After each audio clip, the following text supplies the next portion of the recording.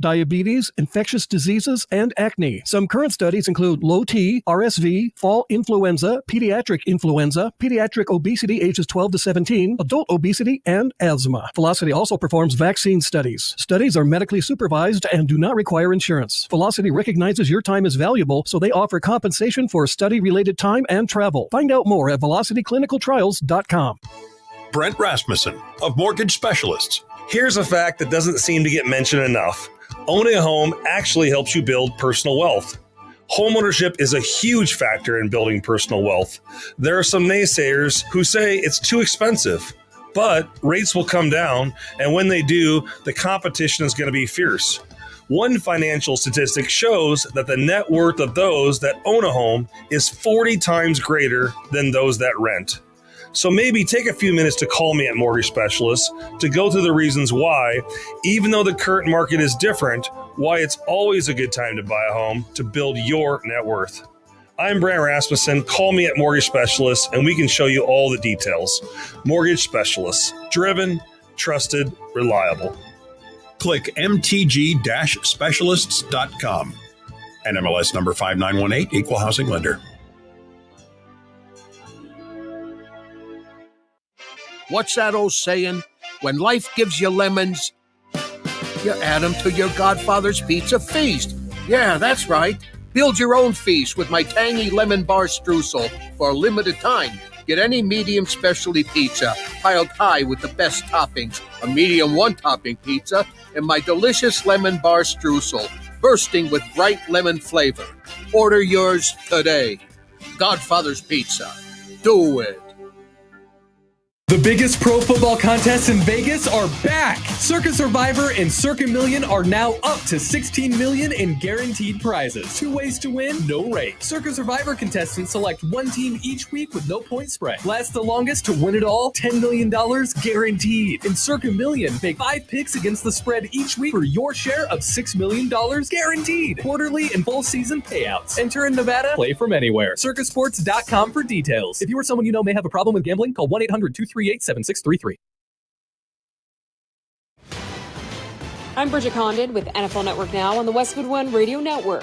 Bengals wide receiver Jamar Chase returned to practice as a limited participant Wednesday after watching an earlier session this week in street clothes. Chase's status is still uncertain for week 1 as he and the team try to work out a new contract. His quarterback Joe Burrow saying it was great to have him back and, quote, he's ready to go and we need him to be at our best. Pat Surtain II is now the NFL's highest paid defensive back after he and the Broncos agreed to terms on a 4-year, $96 million extension with almost $80 million guaranteed, according to NFL Network insider Ian Rappaport. Surtain was also named the team captain along with rookie quarterback Bo Nix. Damar Hamlin's incredible comeback story is not over. The safety is set to start in the Bills' Week 1 opener against the Cardinals, marking his first since he suffered cardiac arrest during a game in January of 2023. This has been NFL Network Now on the Westwood One Radio Network. Are you a victim of the timeshare trap and think there's no way out? Well, Chuck McDowell, founder of Wesley Financial Group, has helped over 35,000 families out of financial hardship by getting them out of bad timeshares, and they may be able to help you too. If you were misled into signing a timeshare agreement that is a lifetime commitment, if you were told timeshare is a great investment or your maintenance fees will never go up, you need to get the facts about timeshare cancellation. For over 10 years, Wesley Financial Group has been dedicated to helping folks get out of a lifetime of debt by canceling their timeshares. So they created a timeshare exit information kit, which reveals how the timeshare industry works and what your options are for cancellation. Simply call Wesley right now and they will send you a timeshare exit information kit absolutely free. See how you can become timeshare free. Call 800-761-0000. That's 800-761-0000. Again, 800-761-0000. Meet Cheryl. Hey. She's on vacation and lost in the moment. Unfortunately, so is her Chase debit card. It's gotta be somewhere. Maybe she lost it at salsa night. These skirts should have pockets. Or maybe she lost it at Pilates. 3 and 2 and... But she's not worried. With the Chase mobile app, she can lock her card till it turns up. Tools that help protect. One bank that puts you in control. Visit chase.com/checking. Chase, make more of what's yours. Chase mobile app is available for select mobile devices. Message and data rates may apply. JP Morgan Chase Bank, N.A. member FDIC. I want to learn how to cook, but I keep ordering takeout. Accomplishing goals is hard, but when your goal is to learn a new language, Babbel makes it easy. In just 15 minutes a day, Babbel will help you start having conversations in as little as 3 weeks. Words and phrases you'll actually use. So when someone asks, "How's your French going?" you can say, Babbel facilite grandement l'apprentissage d'une nouvelle langue. Now try Babbel for free at Babbel.com. That's Babbel.com. Babbel.com. Roofing, siding, and gutters. Make the right call with the rivalries at John Higgins Weather Guard. 1620 The Zone.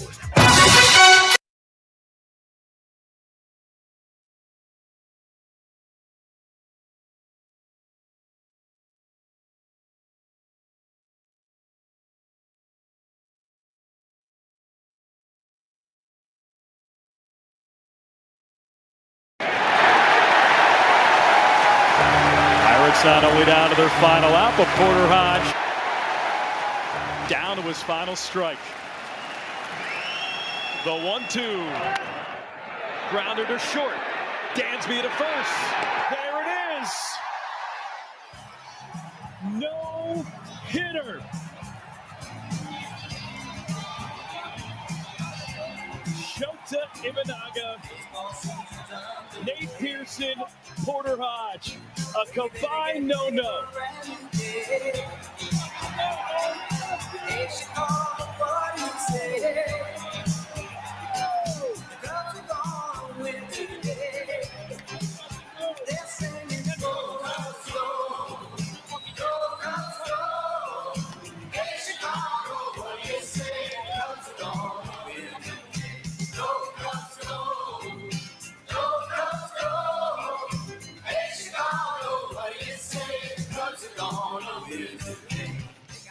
Live from 50th and Capitol Avenue in the Big O.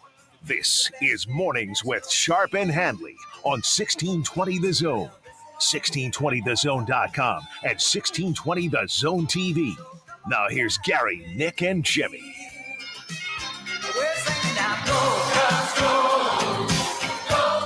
You guys can sing. Hell no. The kid sings in the car. I had to. Go Cubs, go! Hey Chicago, what do you say? The Cubs are gonna win today.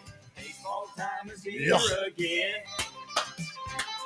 It's not the clap part. Catch it all on WGN. Amen. So snap the feet and clap your hands. There you go. There you go. Chicago Cubs got the greatest fans. All right, good morning, everybody. Had to take a time out from football just for that. Wakey, wakey! Eggs and bakey. The NFL season is upon us. And congratulations. That was a fun night for you guys. You know what? But leave them in. What the hell? Leave them in. Hey. Let them finish. It's come on. I actually taking watched care of it. his It was health. fun. It's all about Shota. Thank you. Come on. I accept you. Thanks. I was, you know what? I was actually prone on the couch watching the game, so I was right there with you. I was like, come on. Yeah. Come on, Nate Pearson. Come on, Porter Hodge. It's kind of cool. Do it. No, First time ever a rookie started and finished a no-hitter. Yeah, it's cool. It's a combined no-hitter. I'm not going to get super excited. Yeah. Okay. It was funny looking at the hits column at 17-0. I was like, oh, Bears lead the Steelers. Was that the more impressive thing? Is that the out hit him 17-0? I would say the combined no-hitter, and then that Rowdy Talese pitched again against the Cubs. So we had a position player pitching yesterday. Yeah. But how about Alex Cohen? So Alex Cohen is the radio voice of the Iowa Cubs. Mm-hmm. He's been the radio voice of the Iowa Cubs. So Boog was away yesterday. And as a fill-in on a Wednesday night, they have the AAA radio announcer for the Iowa Cubs is in the booth on Marquee with Jim DeShays, and he calls a no-hitter. That's awesome. Got to bring him back. He may want to retire after that. He's done quite a few games this year as a fill-in because Boog does the ESPN Sunday night stuff, and so he's away. And I'm glad that they bring Alex in because they tried to give me Beth Mowins doing baseball. Yeah, and when I think of Beth Mowins, I think of football. You think of 11 a.m. ESPN2 with Joey Galloway from Evanston. But wakey, everybody! The NFL is back. Yeah. There is a football team that is playing tonight that has been the world champions for 570 days. Who is that? I'm not sure. Google it. Okay, I'll take. Tonight, the red. NFL is back. So for those of us that last week started our football with some high school and some college, the NFL joins the party. So wakey, grab your remote. This is the year of TB12 on your TV, talking to you about football things. Bill Belichick on Instagram while he's hanging out with his girlfriend that is 48 years younger. Instaface, as he called it. But tonight, we kick off the season. It is opening night down in Kansas City, Baltimore and Kansas City. And, oh, by the way, we are a day closer to the Circus that is coming to Memorial Stadium. I don't think technically in the history of the old Grandma on 10th and Vine, they've ever hosted a real circus. Like a Barnum and Bailey? Like we've had Live Aid, we've had Garth Brooks, we've had volleyball, we've had people get married inside of there. We've had people do things that are unspeakable inside of there to the football team. Haven't people put ashes out there? Yes. Yeah. But now we have the Circus is coming to town on Saturday night between Nebraska and Colorado. And it has only gotten bigger. So there's not a ton of like national media that are going to be covering the game. Well, they're missing out. I'm sure they're going to go to Texas and Michigan, which just looks like a landslide. Thank you, Fleetwood Mac. So not like a lot of national media are credentialed, but boys, going to be some celebrities that are going to be in attendance. So Colorado is technically the road team, correct? Yes, that's what true. I've been told. Okay. Yep. Yeah, they have to come here. Nice people. You know the Amazon show about Deion? They are going to be in full effect on Saturday night. So the Amazon Prime Deion Sanders show, they're trying to bring like a ton of people. And what I was told is that Nebraska is like, no. Like NBC has a ton of credentials for the whole staff. So the Amazon Prime is trying to get like a huge group because this is like their big to show Deion. Like the reality show is going to be in Memorial Stadium. Oh, you got to blow them out. So there's there's a lot of people that are whispering about celebrities that could be showing up. They're going to honor the 94 team. Frank Solich is going to be honored. Colorado may have a celebrity or two, but ironically, with today being the opening day in the NFL, there is a lot of chatter. I know where you're going. And it's not just like that 1-5. It's not like, hey, wouldn't that be? You ain't talking Butker. There may be an appearance by Patrick Mahomes Saturday night. Texas Tech is on the road Saturday. Somebody that would know is not talking to me. Taylor Swift. And I said, hey, there's a couple of people that when they say something to me, I go, oh, okay, let me look into this. And will not say anything other than, come on, Casey. Other Wolf. than the response was, I can't wait for Saturday night to be over. Oh, I'm sure. I can imagine. So, prepare yourself because as we get closer, this thing only gets bigger. I don't think Gong Show even covers it now. Oh, it's going to be a whole reality show. UNI game's going to be a letdown. The fans are going to be involved. Like the fans are extras in this reality show that's going to happen on Saturday night. Now, there's also the reality that, by about 10 o'clock, what could be happening in the world of Husker football. But prepare yourself accordingly because I think as we get closer, more people are like, you know what? I think I should be in Lincoln. The Ohio State-Nebraska game in 2019, it wasn't nearly, because first and foremost, I don't know if a lot of people thought, hey, Nebraska's going to win that game. But once you knew game day was going to be there. It was right around this day. Oh, that one. The Thursday before where I think you started hearing the LeBron D Wade rumors and then, they got tea time over at Firethorn. That one have not heard that. LeBron. Yeah. And D Wade. Not heard that. My question was well-known people. Another response. I just can't wait for Saturday night to be over. That's usually pretty good indication that we're going to have some who's, which is good. I don't want it to be. I'm going to enjoy the hell out of Saturday. Amazon's talking about bringing like 25 people. Wow. We're going to have a multiple TV. I think they'll probably half of that. I mean, they're probably 10, 12 people, but I'm just trying to imagine, other than the original cast of characters that we've seen on the Colorado sideline, who else would step up in this opportunity to come to Lincoln? Yeah, because we mentioned this a little bit ago. Nebraska's got to have their own little contingent too, and if you could add 15 to the mix, you're saying to support little 15. Anthem. They might be on tour.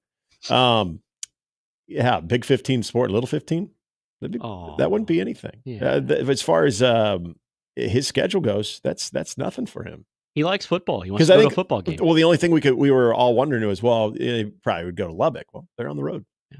So plus he's been there. Schedule's open. Lincoln's nice. I would still be, I don't know. I would be surprised, but again, I'm just relaying what I'm hearing. Expect Patrick at Steve DeBerg. We know that the Will Compton hype video before the game will continue. Yeah. Those will still be on the Husker Vision. Yep. It was good too. He Will gets me motivated But for you my know what? day. Through all of this, so there's another part that we got 2 more days to talk about this, and it's time to win.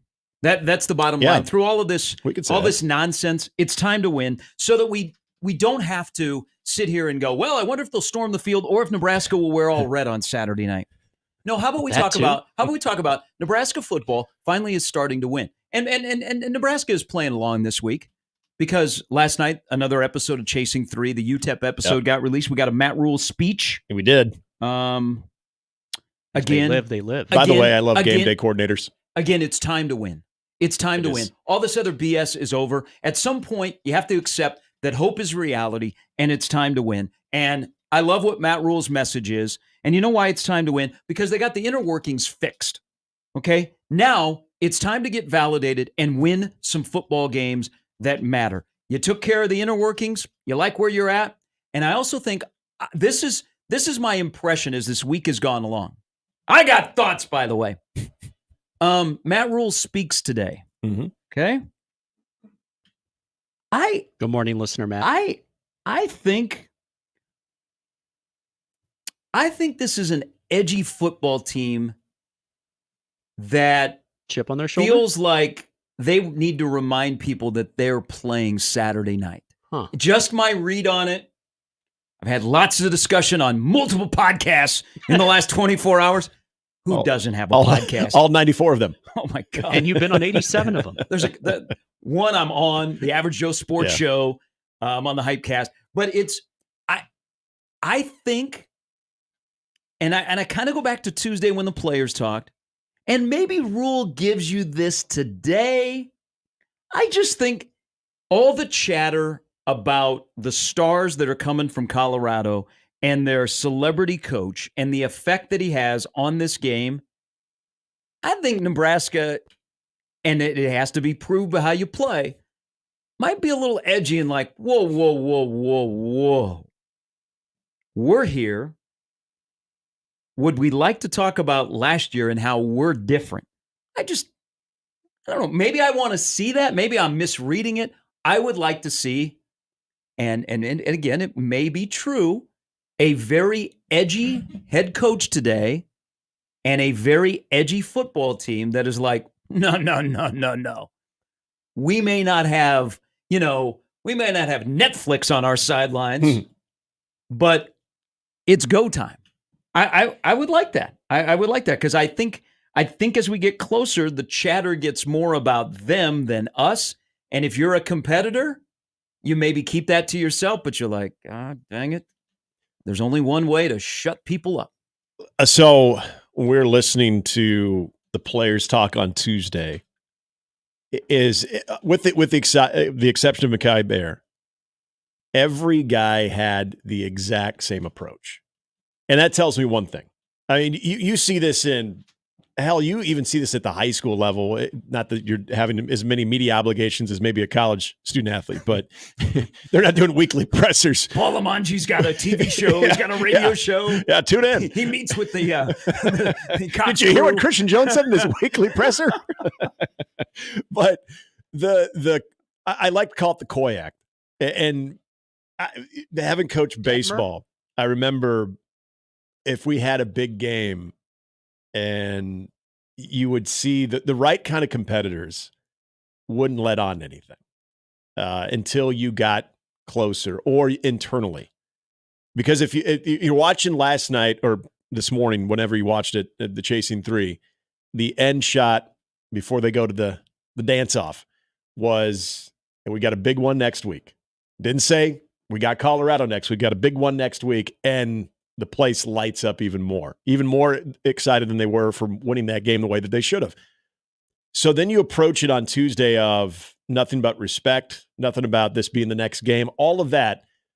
The more everybody is aligned with that, the more I think they're even that much more on edge, not in a bad way, not of like, oh God, they're going to, they're edgy. They're bound to make mistakes, all of that. They're more on edge about this opponent because they're playing down so much. Not saying that against Illinois, you're going to get a little bit of, a little trash talking or anything, but it was almost too calm. The approach was almost too calm, which I think is fine, and I think that's normal too. I think they can handle that because they're a mature team. Yeah, right. And I think they take their cues from their head coach, and I think that they also understand that that's how they have to approach it from the public standpoint. But internally, and as we get into Friday, that is going to be an entire collection of dudes that's going to have a tough time sleeping. And going to have a very agitated, antsy Saturday waiting for that kickoff on Saturday. Yeah, you got to sit around all day. Yep. I mean, we like the night games. Coaches and players don't like night games. It's going to be a beautiful day. Because players want to get up. They're in a routine. They've been used to practicing in the morning, getting up early, going to school. Mm-hmm. They want to play right away. It's going to be the whole build-up the entire day until you kick off at 6:30. And all the energy that you have during the week, how do you space that out once it comes Saturday? But whatever the next couple of days bring and whatever leads up to kickoff on Saturday, this is great. I would say you look excited. This is great. This is what college football is supposed to be like. Okay, and again, this is the Deion effect. Deion and him being the head coach of Colorado, and who knows how long it's sustainable. That's not for us to worry about because we're not going to worry about Colorado after Saturday, okay? Unless, I need to win 6 games because I got a little money on it. But after Saturday, we're not going to worry about Colorado, okay? And it's okay for this series to go away. I'm not going to miss it, okay? It's let's get some new blood in here. They probably want to play new blood. Nebraska's still going to go into Colorado and recruit, okay? It's not going to change anything. And we're not going to talk about we'll talk about Colorado, but we'll only talk about the quarterback and his son and his incredible wide receiver.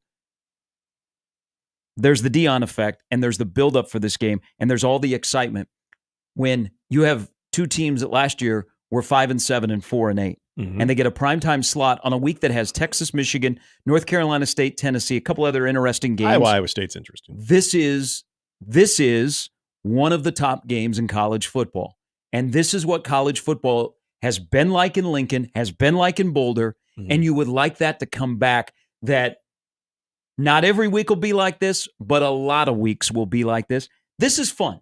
This is what sports are. This is what college football is. Embrace it, love it, and know that you have a part in the game once Saturday night comes. And that's why I'm excited. I mean, I have a pretty good sense of what I think will happen.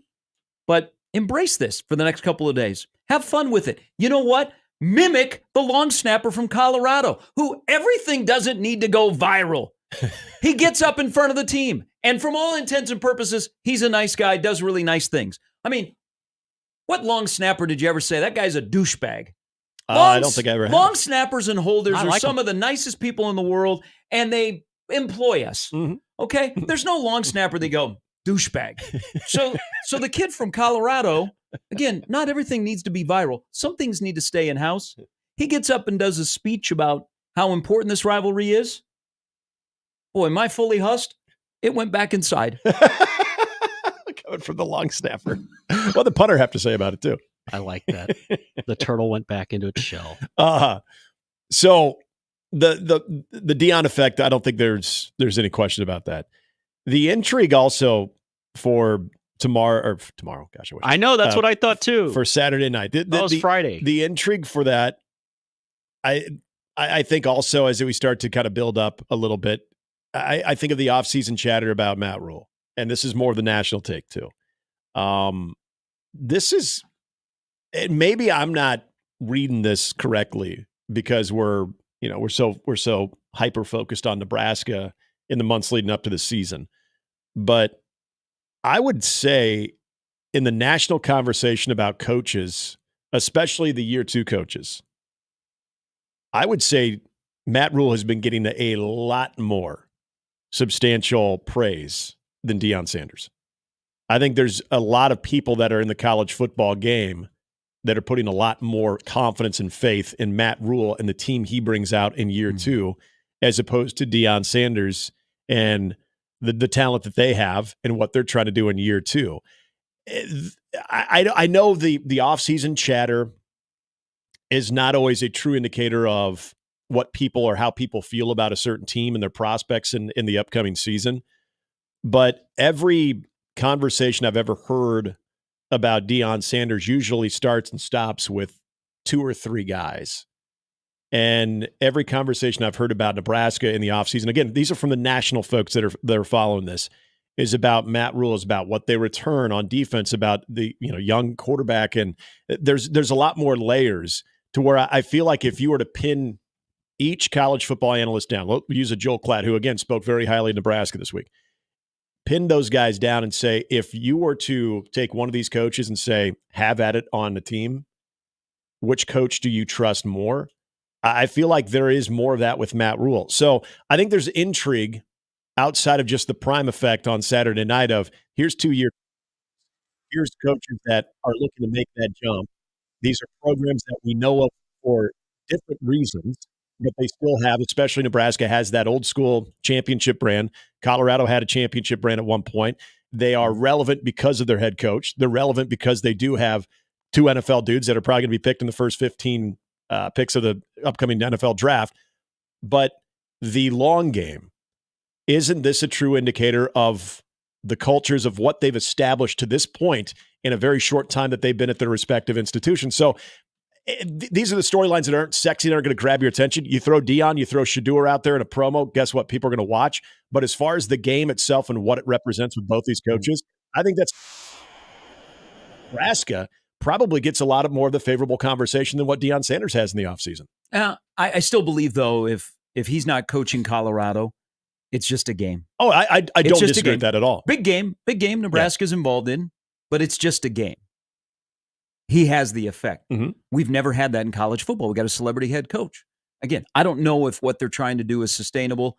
I would highly doubt that he would be there after his sons. But you know what? I thank you, because college football is theater, and we have theater on Saturday night. And I go back to it's time to win. Because here's the thing about Nebraska and the perception of something you were alluding to, Nick, is you have an opportunity on a stage, okay? If you look at, there's funny, there are 37 games Saturday night that begin at 6 p.m. Central Time. Nebraska, Colorado start at 6:30, but there's no marquee game that is running parallel with the Nebraska-Colorado game. Right. So Nebraska-Colorado on NBC is going to do gigantic numbers. Mm-hmm. You've got the Deion effect, but then you also have Nebraska's effect. If you're out to say it's time to win, and we're going to show people that hope is real, this really is your last time with a national audience to pop before you play Ohio State, and who knows what the landscape's going to look like. So if you win, people are discussing you, and you might wake up on Monday and be ranked.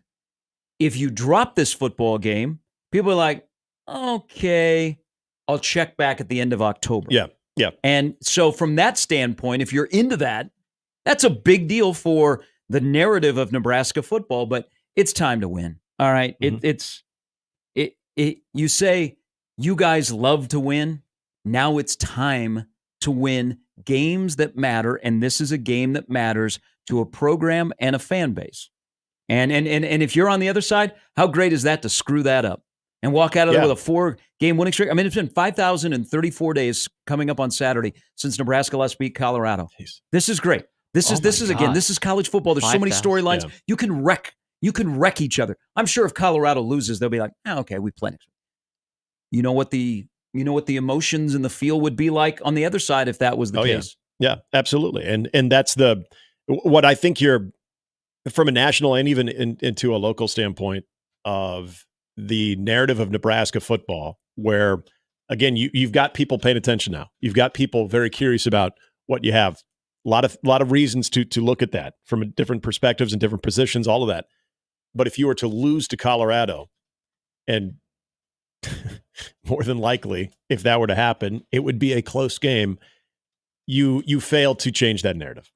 You fail to have done that, because Colorado, even if they go on to be a 4 or 5 win team, that's not going to matter in the moment, because this reminds me exactly of 2016 Oregon, when that wasn't a good Oregon team. That team went on to not do very much that season. But in the moment, that afternoon in Memorial Stadium, that felt like a huge, huge game. That felt like, in a way, had that win against Michigan State the previous year, people looked at that as flukish, even though Michigan State made the college football playoff and Riley was probably out of bounds. But that was this is what Mike Riley gives you. But look at what they have coming back in 2016. That was the game that you felt, hey, if there is something to this higher end of this program under Mike Riley, you've got Oregon humming into town. It's still Oregon. They're still going to have athletes. You're still going to get fired up for it. Can we outdo that? Can we start trusting this thing? That's why, again, I use that word a lot when it comes to Nebraska football, is can you finally trust them? This is that opportunity, because if you don't do that, I don't care in what fashion, you can lose by 1 in what is a fun back and forth game. That result will stick with anybody more than anything of, I don't care that it was close. I don't care that it was a good football game.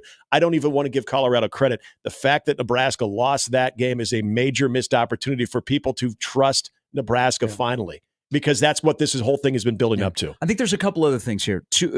One that is not being mentioned enough.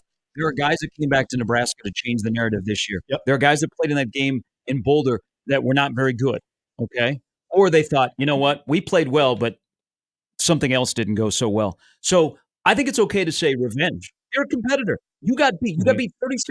And you felt like, man, there were moments in that game. Well, no. You walked out of the stadium and you lost by 22 in Boulder. So it's okay in your mind to have that motivation of revenge. And also, hey, look at us here.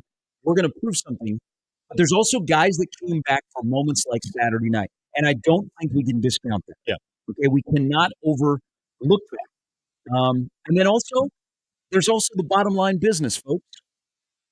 Nebraska has accumulated some dudes to be on the sidelines thinking that they might be playing in these kind of games down the road. You have an opportunity to show them the whole experience. Yep. There's so many layers to what's going to happen on Saturday night for Nebraska football. And we're talking about a team that if you look at if I had to rank the 11 remaining opponents on Nebraska's schedule, Colorado would be like the 6th toughest. Yeah. So, but it's a stage. Yes. And Nebraska, when they've been invited to that stage, they're kind of like some people make fun of old people trying to get up the stairs where they fall down. Okay? It's time for Nebraska to climb the freaking stairs and walk across the stage with their chest out and do something about it. Yeah, absolutely. And that's the part that's about my promo, NBC. Take that. And that's why, again, I think that comparison to 2016 Oregon, it's almost the exact same parameters of what Nebraska had in their schedule that year compared to what they were doing for their team in Eugene. Yet it didn't matter in that moment because you had an ABC national television audience watching 2 very well-known brands. One more currently successful, and another one that was trying to get back. The other part about this, and I'm going to bring up something that Mike in this community says that I worry we're setting ourselves up for a big letdown if we lose this Super Bowl in Lincoln. So is that what we're calling it? Is the Super Bowl? I wouldn't. But do you know that my team has been Super Bowl champions for 570 days? Thank you, Mike. Tell me.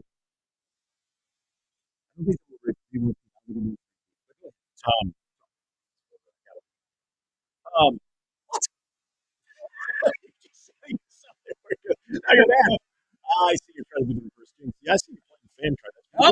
Did you not try to interrupt? So this was something. Get yourself some Oregon, Nebraska 42 points in the first half. This was something that was brought up yesterday on the crossover. We were talking about this of the Colorado angle of how they maybe view Nebraska. Now, look, they have football people on that staff, believe it or not, they do, that understand where Nebraska is better, understand the team that they saw a year ago compared to what they're going to see this year. But there's also this feeling, and maybe this is more of the Colorado fans, but I think there could be some type of mentality on this team of, hey, we blew out Nebraska. We smoked them. Not the fact that they literally could not handle snaps and a lot of the things that were wrong. Look, excuses are for losers. I get that. But if they feel like this is the same Nebraska team that they saw a year ago, and then using that for, as Mikey Mike says, if they were calling this the Super Bowl, aren't we more confident? And isn't it okay to be more confident that this group is more prepared from the top down to handle that type of moment? If we're building this thing up, I don't know if anybody's calling it the Super Bowl, but I know a lot of the comparison was to the Round the World 2010 Texas game where it was a big letdown. When you don't have people that are smart that are in charge, right, you pull that kind of crap. But the same thing, even with the game out of the gate against Illinois in week 0, and then the Dublin game of this is the most important game. Consider if you have everybody has tools, okay? And if I fill your toolbox and I feel like you can use all the tools in there, I can do that. Yep. Okay. There have been moments where Nebraska just didn't. They had no idea how to use the tools in the toolbox because they didn't even know how to get the damn box open. It's good. That's a very good analogy. I mean that's to my point of.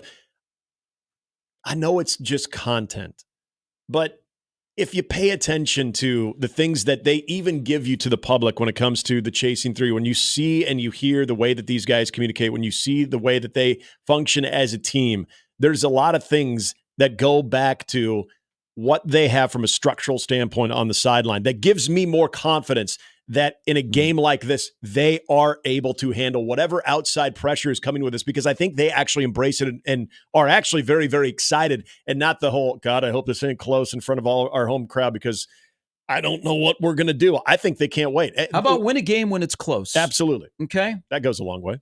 You know what? Shawshank Redemption, which I think was somewhat comedic. People laugh at me for that. But Great children's movie. I can explain on a podcast. That whole thing was about hope. Yes, it was. At some point, yes, it was. Hope has to be real. Okay? I ain't buying hope anymore. I'm not into crypto. I'm not into Bitcoin. You know what I like? I like stuff on my credit card so I can go to venues that are cashless and I can use it. So at some point you have to turn.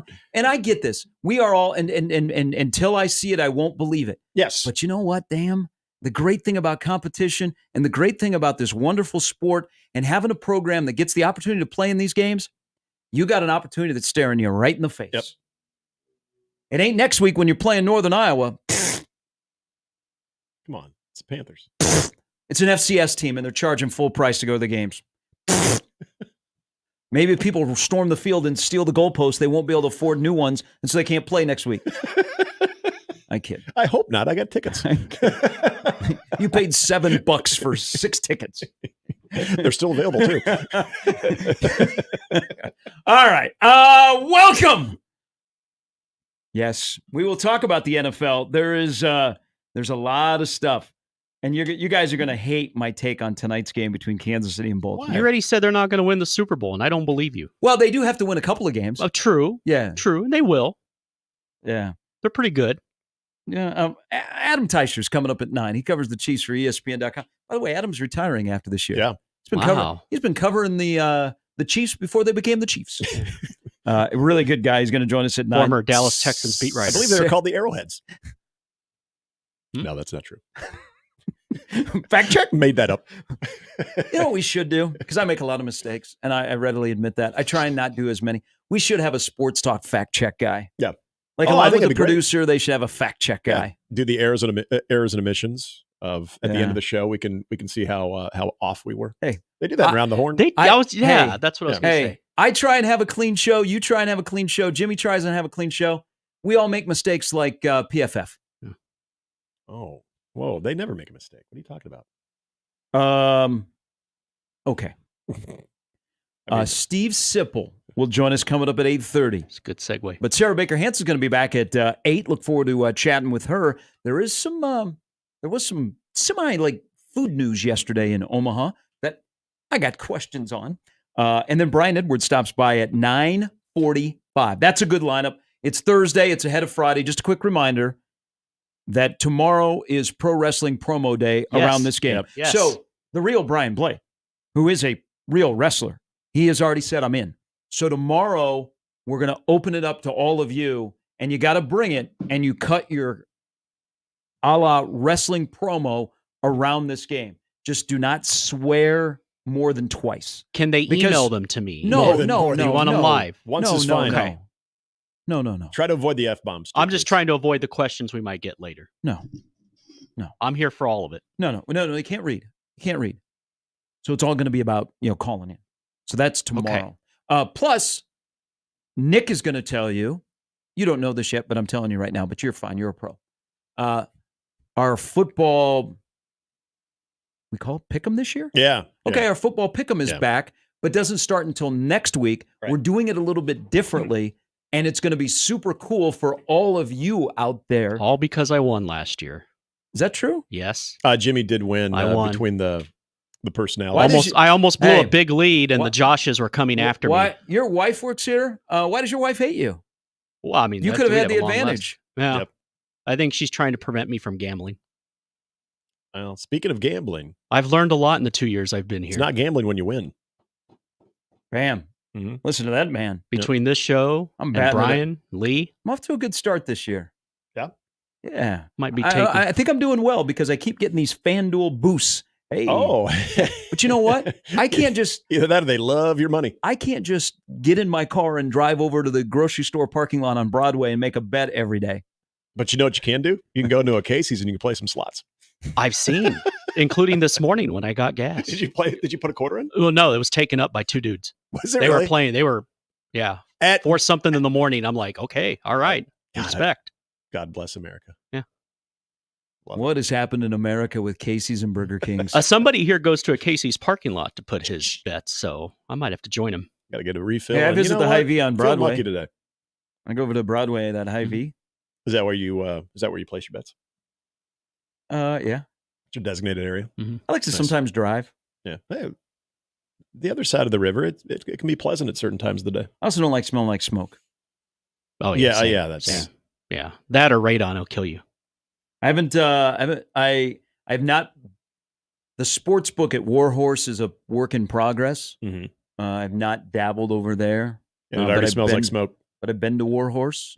Got potential. Oh, everybody's ready to pounce right now. I'm just glad that Milt is held out so we can still hit balls on his course. All right, 45 past the hour. The lineup is brought to you by the referees of John Higgins Weather Guard. Steve Sipple is out. Oh no. Is he okay? Yeah, he just texted me. He didn't do his own show this morning. Just saw that in the comment. A little sick? Huh? Is he a little sick? I don't know. Is he Steve Sickle? Maybe he's afraid of Colorado. That's what I'm thinking. Just too much. He's just waiting to just burst tomorrow. So unfortunately, we will not have Sip on the show. Be back for you and I. But we will have Sarah, Adam, and Brian. Lineup brought to you by the referees at John Higgins Weather Guard. Off and running, the NFL kicks off tonight down in Kansas City. Does the game matter at the end of the day? Or is it for entertainment purposes only? Good question. Mornings with Sharp and Handley and Jimmy. In 1620 The Zone.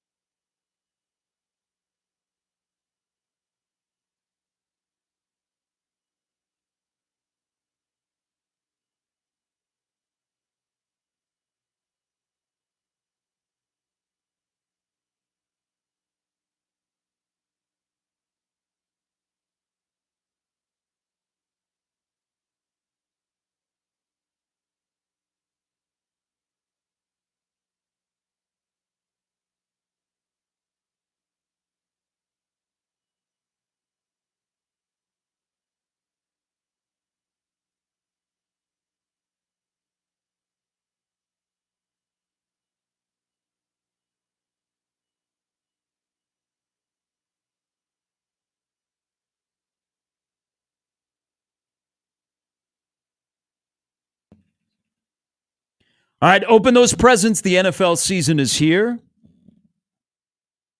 I think the primetime games are okay.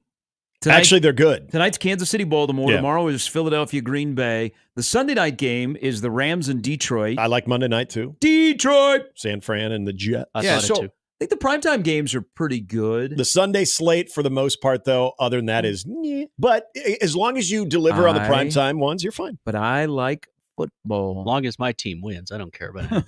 Well, and you get the Tom Brady debut. Hey, yeah. And you don't think I got a feeling now. Belichick and Saban have been good in their new life. I think TB12 will be really, really good. When has he ever failed at anything? And he is the combine. He knows that everybody is looking at him and listening to him. And there's a lot of Greg Olsons out there that are pro Greg Olson, and I am too. Yeah. I think TB12 will be really good, but what I'm afraid of is that the NFL, like they're trying to do with Taylor Swift, who will be there tonight in Kansas City, just a heads up, which is, I think, is great. I mean, look at the people that are sampling the product because they were Swifties, and now they're learning about this wonderful sport. Mm-hmm. I think they will shove TB12 down our throat. Yeah. Because look at absolutely. how this was supposed to be the CBS doubleheader weekend. Mm-hmm.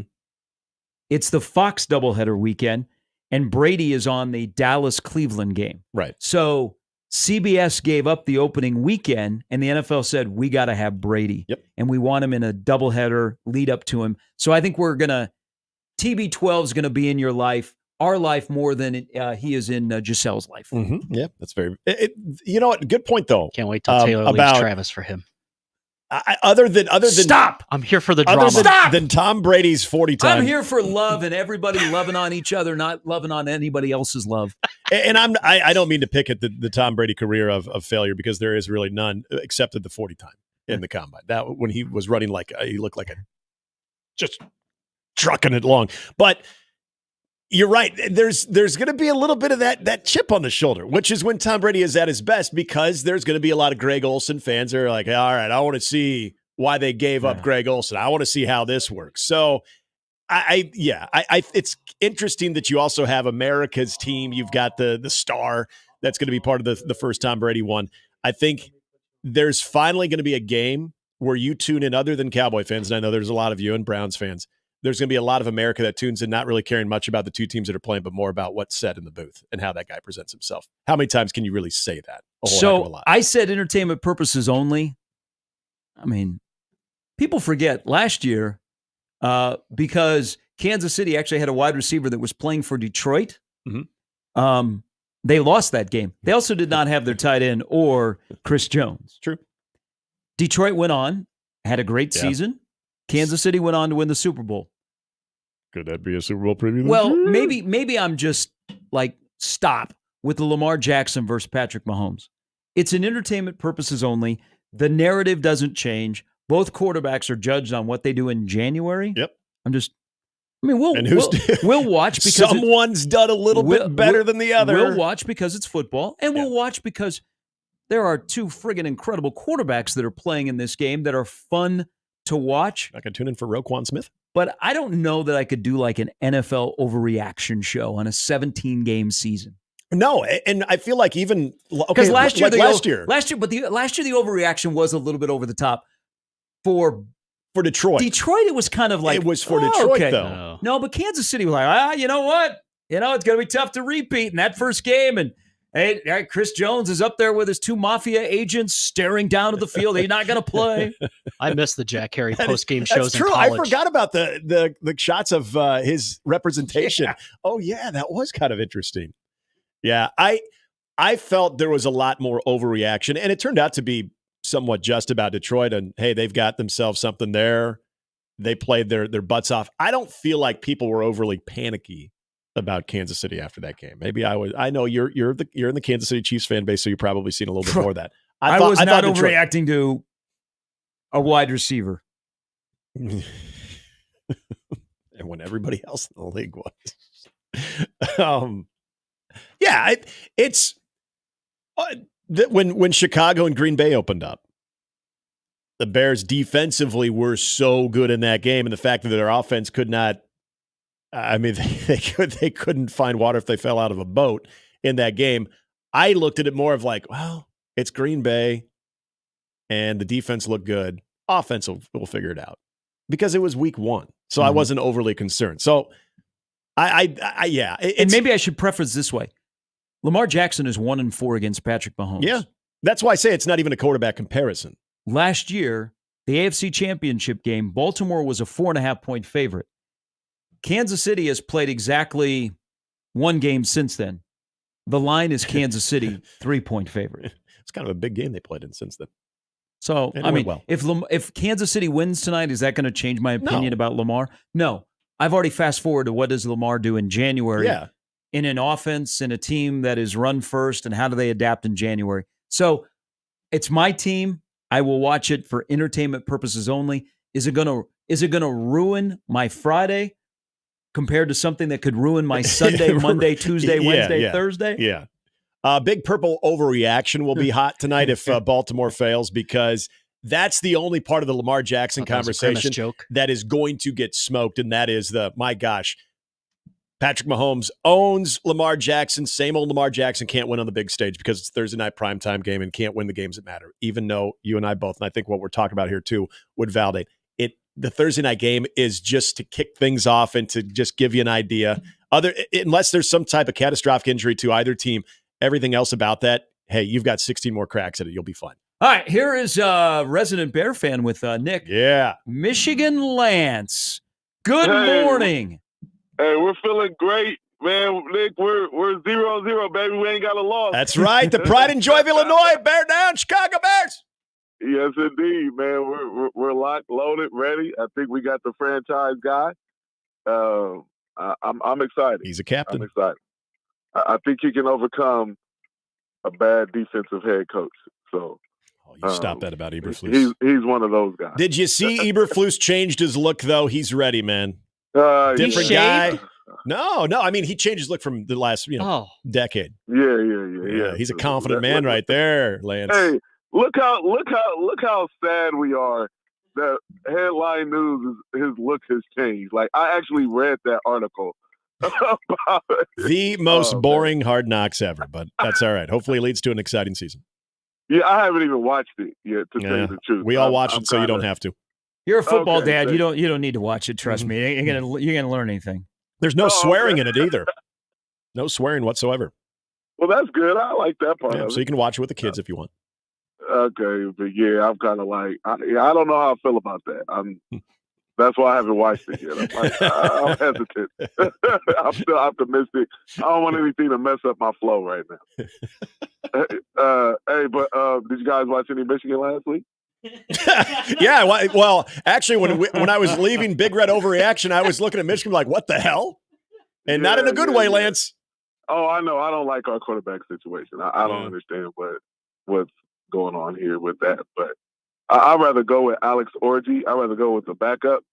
And if he could just make a couple throws, he doesn't have to throw great. If he could just play Tim Tebow-esque, you know what I mean? Because his running is good. And if he could just get us some throws like Tim Tebow used to, you know what I mean, in college, that's all I'm talking about. Like, I'd rather go with that than what I've seen out the starter. I'm not optimistic about that at all. So we'll see how this thing goes. Everything else, every other position, I'm good with. So hey, I did watch some skirts. You guys look pretty good, man. You guys got some playmakers I haven't seen in several years out there. So that looked good. Thanks, we're excited. I thought that looked good, and it's not just the quarterback. I mean, I know we would fall in love with quarterbacks, but you actually have other good skill players. So. I mean, to feel optimistic about. It's a different vibe around here, Lance. But Saturday night will tell you even more. Yes and no. I mean, it's still early in the season, guys. Remember, it's a 12-team playoff. But you know. Well, I'm not, and I don't. Hey, I'm not even thinking about playoffs. I'm thinking about the next step that you have to move forward. And if you like where you're at, and you're not like a young team that's going to be, oh my gosh, this moment. I mean, these are games you need to start to win, and they become Saturday is like easy breezy, man. Our toughest opponent was ourselves during the week. We get out there Saturday, and you just start stacking them. Right. No, I agree with that. I mean, it's funny where they're at. Colorado and Nebraska, like they're I don't know if Colorado needs to win more than Nebraska. Maybe Nebraska does, but it's going to be interesting with Colorado later on down the line when they start, playing some more teams. I actually think Colorado can get at least 9 wins this season. I think that's the best they'll do. Ooh. I think they can get 9, and with that, what would that leave them, like 9-3? I'd leave them 9-3. I think they are better. They're better on defense. They still have an elite quarterback, elite wide receiver, and a collection of wide receivers. I worry about their offensive line, and I also worry about coaching. Okay. I mean, just game management. Yes. I'm with you on that. And my I think they can win 9 just based on the schedule, the conference they're in. I don't think that's a dominant conference to where, I think it's a toss-up any game over there. Nobody's the clear-cut favorite in the Big 12, I believe, and so no, I think they can actually do something over there. So, I appreciate it. Always great to hear your voice. Good luck this weekend against Texas. Yeah, and stop with the quarterback Lamar and man, we want to keep judging quarterbacks in January. They still have to work during the season. Well, yeah, they do. But they have to get to January. But no, hey, Lance, Lamar Jackson has proven his worth during the season. Okay? He is one of the top 5 quarterbacks in the NFL. But for him to get the next step, got to start winning some games in January. I got to agree. get to the Super Bowl. I agree, but if he does it, it still doesn't take away a Hall of Fame career.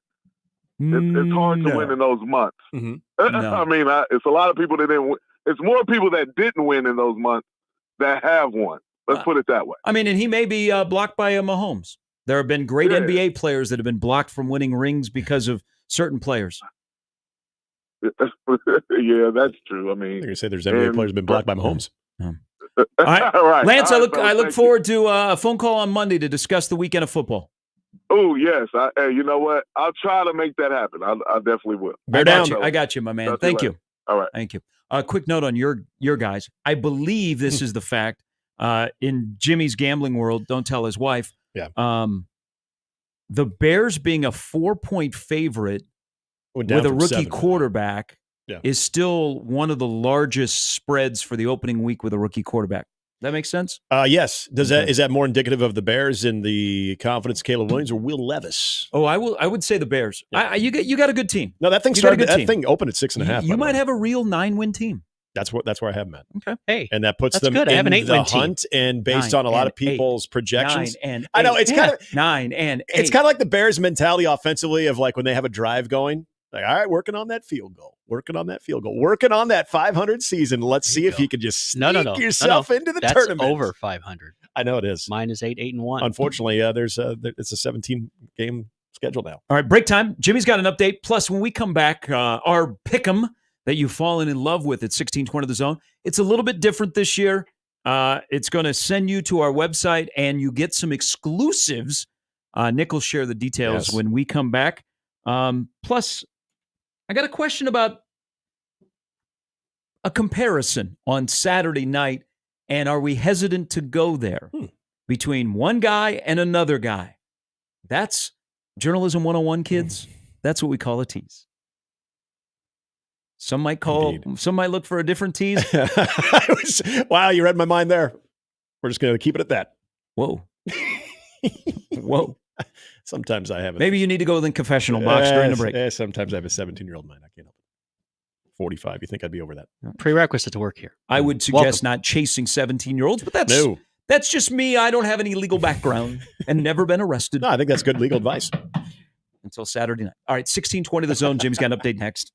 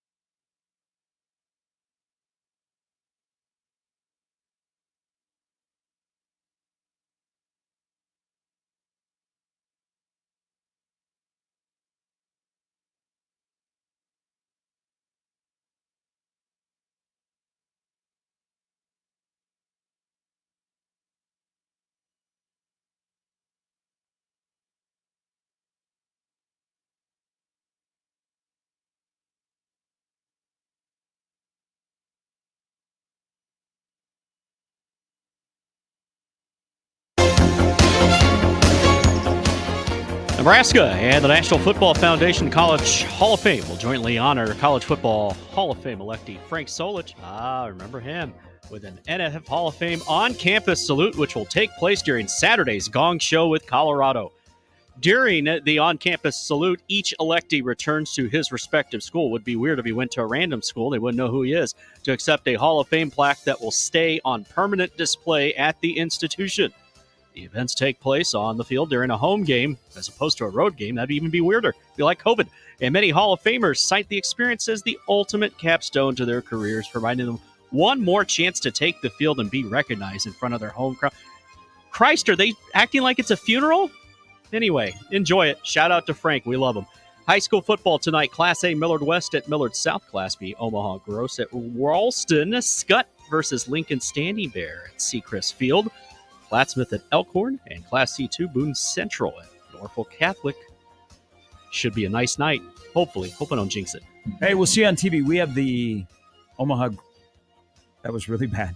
What? I had a double take there. Whoa. We have the Omaha Gross Ralston game on TV. What'd you almost say? No, Orlando? I had to remember that it was Gross. Oh, okay. Because Gross dropped down to C1. That is so weird, by the way. Yeah. Well, I mean, they're back with Ron Colley. Yeah. That's a nice rivalry, Yeah. but yeah. Ralston got off to a good start. Got a good running back, Mr. Brown. I have never in my entire existence of being, I've never known Gross as anything but a Class B team. Yeah. It's part of me just doesn't feel right. Good head coach. They're good people over there at Gross, but yeah, they're now in C1, which makes it a little difficult for scheduling, I guess. Mm-hmm. Should be a comfortable evening. About 70s, front coming in. Hopefully it'll be nice. Hey, comfortable. No, enjoy good. the That's evening. good. I like the little added weather. Remember, report there, I'm too. positive. Hey. I'm positive now. I have turned a new leaf on this show. You have taken my role, and I have assumed something in the middle. You got to be careful now. The meteorology world in this town is very competitive. Yeah, that is Men true. and women that are on TV. Mm-hmm. They're going to ask you to state your source on how you know all this stuff and give them credit for whatever weather forecast that you are stating on Got the it. air. I'll be like, Gary Sharp. Know him. All right. Yeah. Saturday night's going to be gorgeous in Lincoln. One day I would love to do the weather on a local channel. I think I know a channel that might let you. Mike Leach did weather on a local Lubbock station once, so why not? I have a minor in meteorology. I know how to point on a green screen. How much science did you have to take? Enough. A little bit. I Yeah. mean, it was. I enjoyed it just because I like weather. I do too. Yeah. Best science class I ever took was don't atmospheric know- science. I don't know that I would. I could handle the whole boat of the entire. Yeah. Just do Hawaii. Same forecast every day. Hawaii or San I'm Diego. moving to San Diego. San Diego. There yeah. you go. Yeah, your success rate is going to be pretty Some good. say until the 4 joined that Nebraska, Lincoln was the San Diego of the Big Ten. So you technically were in San Diego. Lincoln will have San Diego weather for the game on Saturday. Yeah. That's how you tie it all back. Could you wear a hoodie Saturday night? You can always wear a hoodie. You wear a thin hoodie, long sleeve hoodie. Doesn't have to be the sweatshirt hoodie. What will Nick wear? Find I'm out tomorrow excited. with your wrestling takes. I'd love that. Sao Paulo has tightened security ahead of the first NFL game in South America because that's what we've all been clamoring for, is for the NFL to go to South America after players voiced concerns about traveling to Latin America's largest country. Brazil will host the game between the Eagles and the Packers because both cities do not know how to fill their stadiums, so they moved it to Brazil. Anyway, it's the first NFL game on the continent. First Week 1 game held on a Friday evening since 1970. Who could forget that? Eagles players have questioned security in the city, the largest in the Southern Hemisphere. One of them said, A.J. Brown, we had a meeting and a whole bunch of don't do's. That's always good when you get that. It's like meeting with compliance. So I'm just trying to go down there, win a football game, and come back home. Yeah. He said players were advised not to walk on the streets holding cell phones, especially if they're on speaker talking where everyone can hear them. The Sao Paulo state government said it would delegate specialized civil and military police battalions, maybe like RoboCop, to reinforce security during the game and place police officers on streets and trains and at subway stations and subway restaurants, hotels, and tourist attractions. Whatever. Can't wait to see where they go next. Florida freshman quarterback DJ Lagway. We'll get Brian Edwards' take on this later. Will make his first career start at home Saturday against Samford, not Stanford, and not Samford and Son, with starter Graham Mertz sidelined in concussion protocol. Soon-to-be ex-coach Billy Napier said during his news conference Wednesday that Mertz has been unable to practice this week, but he's doing better. Hopefully he could open his water bottle. Mertz was injured late in the third quarter of their squeaker loss to Miami last weekend. Lagway entered the game, led 3 series, including a touchdown drive, which he showed off not only his arm talent, but his ability to make plays with his legs. He's a regular Shane Matthews. He finished 3 of 6 for 31 yards. An interception added 20 yards on the ground. In the baseball, Royals snapped their 7-game losing streak. That will lead to a much happier Happer, beating Cleveland 4-1 last night at Kauffman. Finally, what a day in Chicago. As you heard at the beginning of the show, the Cubs throw a combined no-hitter as they defeat the Pirates 12-0. The hits were 17-0.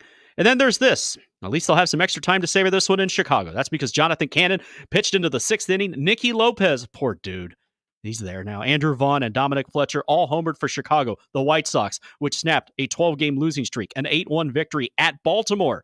The White Sox have 109 losses, but on this night, they avoided inching closer to the modern big league record of 120. Yes, they do believe they'll have Thursday off, so they can sit there and put that in their pipe and smoke it. Another event going on, because, I mean, volleyball, by the way, is banger on TV. TV ratings have been great start. Monster tonight down at Solich. So Creighton and USC play. I think they're standing room only tickets, but they'll set a record. The USC? The USC. Nice. USC. The Trojans. The USC. Big Ten power. Ohio State have a problem with them saying that. Now they're in the Big Ten. I have, maybe because people know that Nebraska football fans are not selling their tickets and the get-in price is awful high. I've had more people in the last 2 days, maybe they're thinking that, Nebraska volleyball fan will jump off the bandwagon because they lost SMU. Yeah, that's typically how it goes. I've had more friends that are like, just hit me up with a text and say, hey, you have any access to Creighton, Nebraska volleyball tickets for next Tuesday? I get a lot of that just with Nebraska volleyball in general. You say no, but I know the radio guy. Like I told you yesterday, everybody always assumes that we have the hookup. We have the tickets. I think They're that's just dropped here. The ticket on Saturday night is tough, and Nebraska volleyball fans don't sell their tickets. No. So that's going to be a tough ticket on Tuesday. And Creighton volleyball has become a tough ticket at home. They had great crowds last weekend.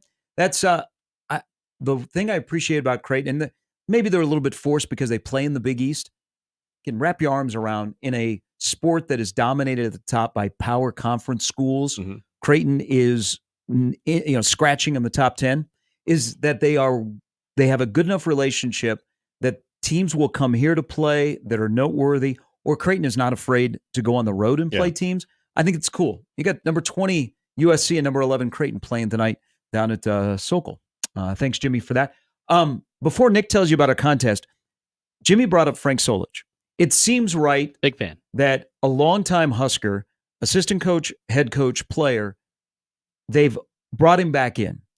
And you can tell when he's back in Lincoln, that little smile that Frank has is back. So it seems right that they are honoring him, that they've opened up the door, that they've welcomed him back.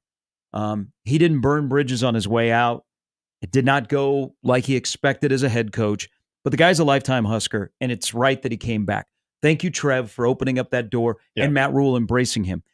I think it's interesting on a night against an opponent that they will honor that Frank is going into the College Football Hall of Fame, that two of his all-time highs and all-time lows are surrounding Colorado football. Yeah. And I will tell you, this is a personal story, real quick, on the Colorado-Nebraska. 2001, the day that the era of Nebraska football officially came to an end. The days of Nebraska rolling out the helmet there and being up by 7 before kickoff died. I was there. It was miserable. In Boulder. Now, try telling your younger self, hey, Nebraska football is going to get beat 62-36.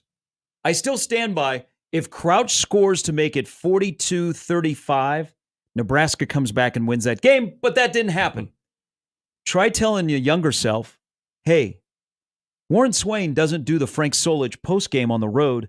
The sideline guy does. Guess who the sideline guy was? Was that you? Yeah. I had to go into that locker room, and I had to interview the players first. No one wanted to talk. Yeah. I will always have a special place for Eric Crouch because Eric talked that day. And he was my only guest on the postgame show. And I went to him and I said, hey, EC, can you? And he's like, yeah, no problem. Then I had to interview Frank. We did it live. Oh, God. Warren Swain is like, and let's go down to Gary in the locker room with Frank Solich. Why didn't Warren Swain do it? Long story. Okay. I'll share that for the podcast. Okay. Deer in the headlights. Yeah. And the question was, Frank, what happened? Mm-hmm. Silence. He wasn't angry. Yeah. Didn't know how to answer it. So then 2 years later, same locker room in Boulder, small locker room. You know everything that was swirling around Nebraska football. Yep. Nebraska wins. The players on the field are embracing their head coach. Frank is nearly in tears. I'm waiting for players to come off because we're set up right inside of the locker room. Steve Peterson and his people that were with him in the athletic department are lined up on the walkway towards the Nebraska locker room. Mm-hmm. Nobody, player or staff member, acknowledged them, walked right by. A member of the equipment staff is ready to shut the door because Frank's going to give his speech. And I kind of lagged behind, and this person hollered at me, and they said, Sharpie, get your in here. So I walk in. The athletic director has not come in. Mm-hmm. They shut the door. They shut the athletic director out.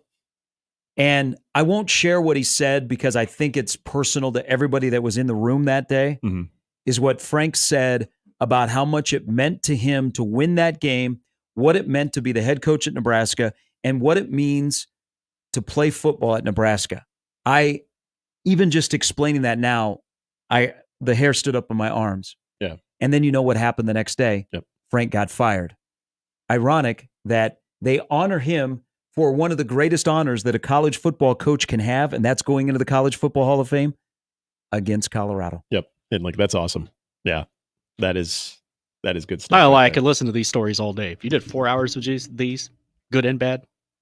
And I think a lot of people would look at the victory against Oklahoma in Lincoln, some of the highest moments, but you're right about, the Colorado one, I think when he tabs it to Frank Solich's resume, they look at the 62-36 loss. 99 overtime win. Right. Gary Barnett gifts Nebraska the win in 2000. Yep. Carlos a Polk, lot of six. moments there that actually were, even when Nebraska was probably a big-time favorite in a game, that they had to claw tooth and nail to get out of the game, but it meant a lot. And that comes also from a guy that he was on that staff as that thing became, whether you want to call it a rivalry or whether you want to call it a team that just decided to call you out and got something out of you. He saw the evolution of that. And it's very interesting that that's his last game as a Nebraska football coach, because people remember, well, yeah, they went to a bowl that year. Yeah, but he wasn't around for that bowl game. He got fired right after the next day. Bo Pelini had to coach in that bowl game. So I didn't even think about the significance of it being that game other than, hey, it's a big game. You want to bring out all the stars. But as far as his connection to that series, that is pretty awesome. That is a really cool thing. So, and his connection as an assistant coach, there wasn't a day during the run of Nebraska, Colorado where his running backs very rarely didn't show up. Exactly. No. You think of the dominance that Nebraska had when they showed out against, other than the occasional very, very good Tommy Frazier game too, which there were a lot of those. But his running backs, we always talk about the Amon Green play right out of the gate, but everything about that run of Nebraska when they had success against Colorado typically revolved around what they were doing at the running back position. We'll get into the center who played for Frank Solich back in the Colorado days, because his son plays quarterback. Nice tie-in. He's in Chasing 3 too. Think about this, guys. What if Dylan Raiola doesn't turn the football over on Saturday night? What is the score? Save that for the next segment. Also, save as many clicks and how much bandwidth you have and how much data you take up, because the 1620 The Zone Pick'em is back. I know that was kind of a weird lead. No, but it's kind of true as we're sifting through this. Yes, as you mentioned, it is different than it has been in previous years, but we also have a prize that's a little bit more tasty for you right now too. So here's the deal. You've got $2,500 on the line each week. So what we are doing in our Pick'em contest, the guys in the afternoon, Sports Like Conduct between John and Josh and Nick. I don't know if Nick really picks these games too, so we'll just say John and Josh. They will give you 10 games each week, 5 college, 5 NFL games. All right, so what happens then, and this is also for our email subscribers, we get these games on Thursday, and what happens for each upcoming week. So we get those games. On Monday, if you are an email subscriber, you have the first crack at making your picks. So Monday is when 1620, the email recipients, can make their picks. On Tuesdays, all other participants can pick. Now, this is a strictly online pick 'em now, not like what we've done in the past. So you go to 1620thezone.com. I would recommend, if you're not an email subscriber, you become one, 1620 the email, because you get the first crack at all those picks. Tuesday, everybody else can make them. We make our picks on Thursday. You got to have your picks in by Thursday, because if you got a Nebraska game in there, a couple Thursday night games that maybe there's an NFL game too, we'll give you the games that are going to be picked from Unsportsmanlike Conduct, so you'll know in advance, obviously, of what you're picking. But you got to have those picks in by Thursday, and then we will announce the winners on the following Tuesday. Now, here's how the prize goes. Winners will get the leader, whoever has the most picks correct, will get $2,500 a week. But if you win that $2,500, you can only win once.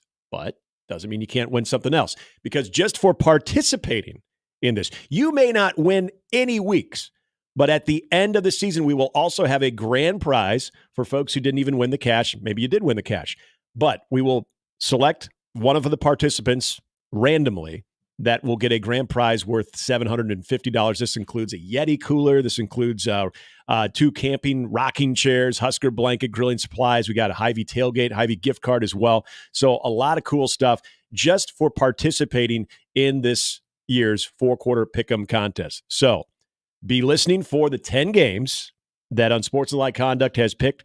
We will start this next week. So if you're not an email subscriber, good time to do that, because if you start subscribing to 1620 the email, you can start making your picks on Mondays. Everybody else, if you're not, you can make your pick on Tuesdays, and then you need to have those picks in by Thursday. We'll have those games listed for you. And again, all of it is at 1620thezone.com for our $25,000 4-quarter pick'em, $2,500 on the line each week. And you don't have to be perfect either. You just have to be the best out of the entire group. So that's what we got going on. That is awesome. But get signed up for the 1620 The Zone email. Mm-hmm. That is going to give you some advantages. Make those early picks. Wink, wink. All right. Thanks, Nick. If Dylan Riley doesn't turn the ball over on Saturday, what's the score? Hold that thought. We'll get to that in the next segment. It's Mornings with Sharp and Handley and Jimmy. Sarah Baker Hansen coming up at 8 on 1620 The Zone. It's here.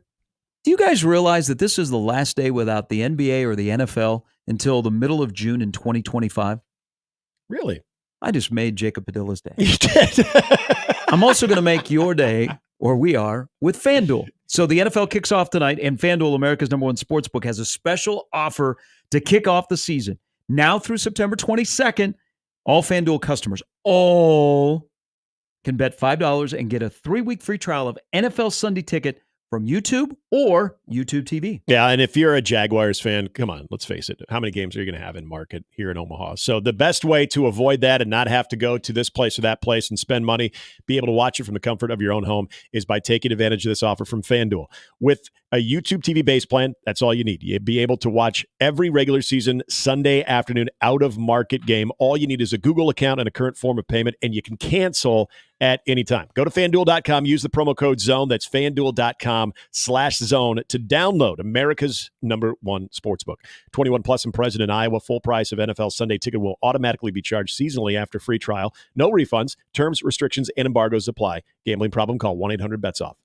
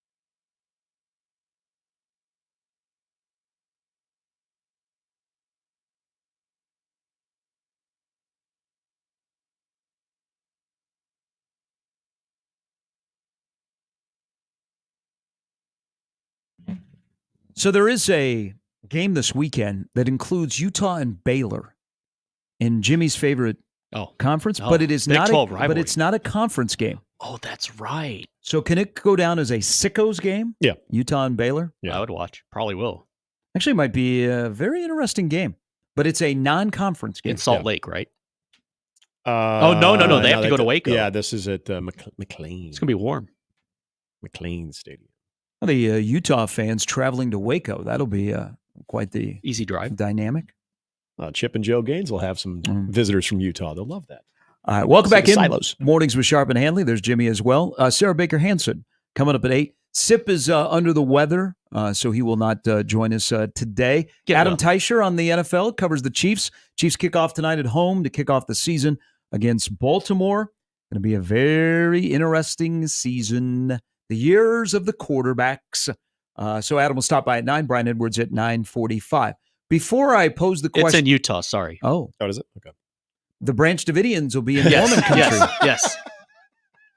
Hey, I do have On a bus. You know, on the bye weekends when I don't have basketball obligations, I'm going to a major college football game. Like October 12th, I haven't decided yet, but I have a pick. SEC? When I retire and I just travel the country, going to college football games, I'm stopping at Rice Eccles in Salt Lake City. That atmosphere, it's fun, and then the surroundings where Utah plays football, fabulous. I mean, I would like to go to the Huntsman Center where they play basketball. No. History. But football, they pack it. They wear red. It just, the setting, you got the mountains in the background. I have a trip to Utah on my bucket list. I've never been to Utah, period, ever in my life. So You can watch Real Housewives of Salt Lake. Well, you better get there before the Salt Lake dries up. Yeah. It'll just be salt. These pretzels are making me thirsty. You can go and watch basketball and hockey. Yes. How about that? Okay, so last year, when Nebraska played Colorado, Nebraska lost 36-14. You cannot run away from that. Most people remember that quite fondly. But let me point something out. So I asked the question going into the break, what if Dylan Raiola does not turn the ball over this year? And he wasn't involved in last year's game. Said he watched it. But he's the In Georgia. quarterback. Let me just walk through, before you answer that question, Nick, Jimmy, and everybody else. Last year, Nebraska's first half possessions. If you are driving, you may want to pull over. Fumble, punt.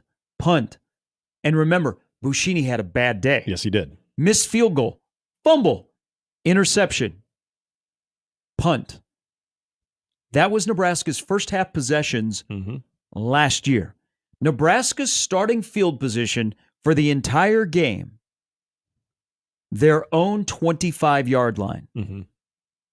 Colorado, yes, put up 36 points, but do you know what their starting field position was? 38. They're close. Their own 43. So they had, on a couple of their touchdowns, they had short fields. Yep.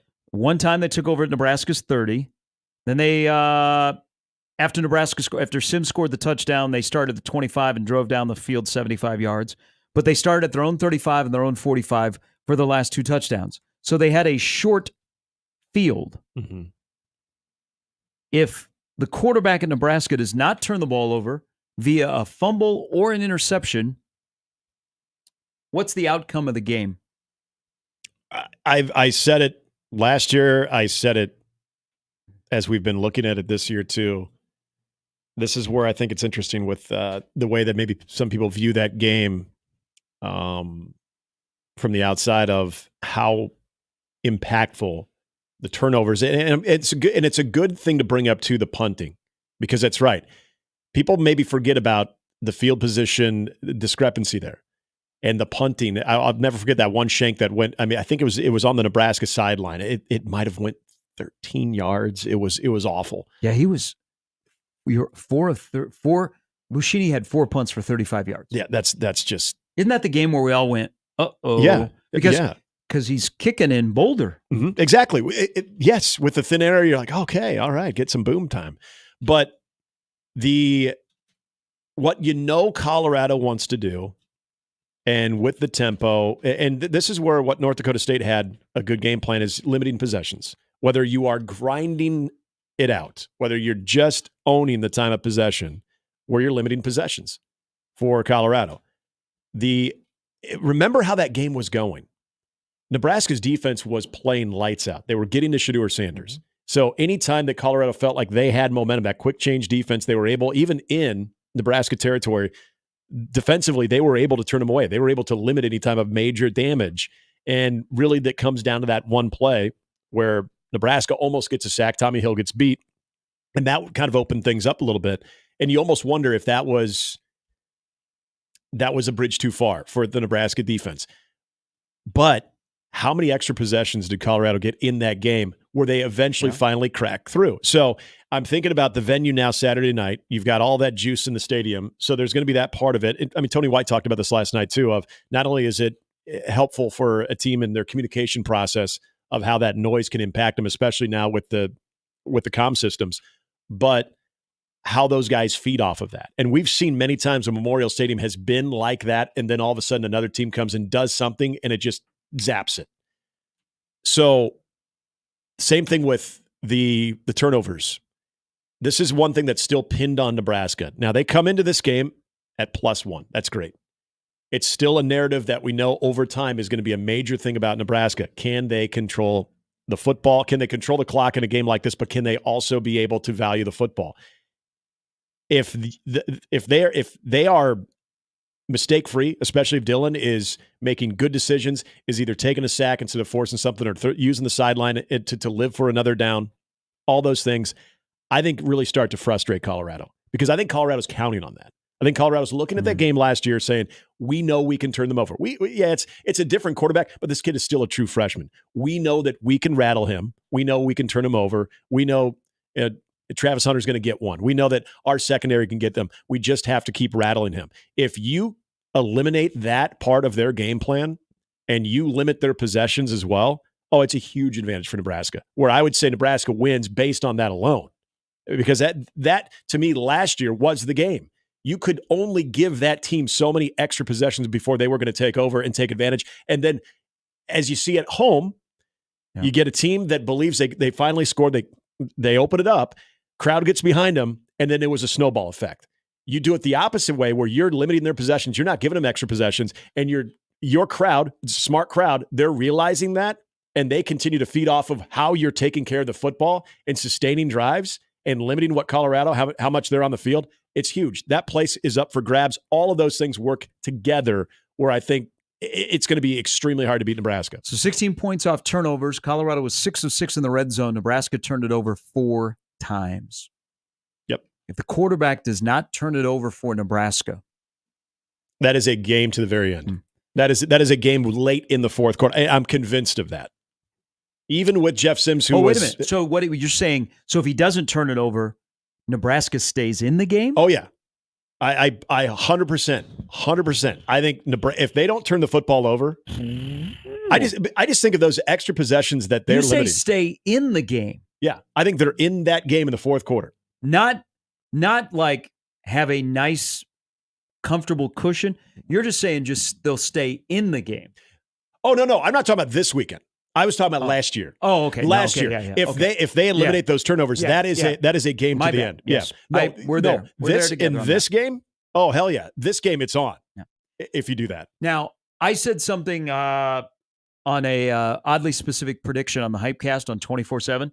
I said third quarter, Shedeur Sanders will throw because I think they want Nebraska to run a lot. And going back to last year, and if you watch Shedeur, you got to contain him because when he gets out of the pocket, guys can run and run and run and run, and then either you get tired as a DB or you break down or mentally you lose focus and boom, he's going to make you pay. Yep. So contain, there's the sacks and the contain. That is another discussion point of this. But if you look at last year, they did sack him, but when he got out, he was trouble. And I think this year, and my oddly specific prediction, because I think they'll attack the middle of the field, I think they're going to pick on Hartzog and Buford early. They picked on Hartzog last year. I had an oddly specific prediction. John Bullock has never picked off a pass in his Nebraska career. Third quarter, picks off a pass. Gets one. But that would be even more so of like, oh my God, John Bullock with an interception. Shedeur Sanders on the road at the FBS level has never thrown an interception. Wow. That's something. And again, so we're asking, you're asking the question about the turnovers on the Nebraska side of it. What does it look like if Colorado gives you one or two? You got to turn them into points. Absolutely you do. But the other part about this, and this was something that we're just watching that North Dakota State game, and I think to an extent Nebraska did a pretty good job of this last year early in that game too. I can't stress this enough. Watching Shedeur Sanders when he had to drift essentially in the pocket when he was being chased, so essentially he's moving back, fading, as opposed to being able to get out of the pocket. He's able to either stay lateral or move up. You don't want any of that. But when he's fading and fading, that's where I start thinking of guys like Bullock or Bayer that are going to be sitting there, middle portion of the field, that are going to be able to make plays on the football because that ball is not going to have nearly as much on it as it typically would. Little things like that. And I agree that you've got to contain him and get to him. But if you're not, and you're at least getting him to fade back, that's all you can ask for. Because you're going to get to him at some point, but it's when he decides to maybe even prematurely bail out. If he's moving back, watching at least three throws. He got bailed. Everyone knows the one he got bailed out on when the linebacker doesn't turn, so they get the PI. But there was one in the second quarter, too, that should have been picked. He was fading off of his back foot again because he was running, essentially freestyling, but he was fading back. When he's able to get lateral and start moving up, but still look downfield. And that's the other part about it is you think, okay, he's now in run mode, where most quarterbacks would be when he gets out of the pocket. And then he still has that ability because all of a sudden, whether it's Hunter or whether it's Horner or anyone else, breaks away from his man after 4 or 5 seconds, he's got the arm strength to get it there on the run as long as he's moving laterally or forward. And so that's that other challenge of, to your point, you got to get to him. But if you're allowing him to move up or move lateral, that's also a big – that would scare me more than anything about what he can do. All right, Sarah Baker Hansen coming up after 8. I've also learned something here. While you were talking, we get the TV on in the studio, and one of the news shows is in Kansas City. If you look like Andy Reid, I hope you're making money. Because the Andy Reid lookalikes, they're featured everywhere. They get a lot of airtime. And they also get to eat a free cheeseburger. They should. God, if I was only a ginger. Dang. No sip today. We'll talk to Adam Teicher, who is in Kansas City. Not an Andy Reid lookalike, but if we tried, Adam kind of has the look. He's a ginger. Yeah, he's a ginge, but... and then Brian Edwards will stop by, plus more on the little thing that's going to happen on Saturday night between Nebraska and Colorado as football is here. Plus, when we come back, brace yourself. You have never been as hyped as you will be for the Nebraska-Colorado game than you are about to in about 5 minutes on 1620 The Zone.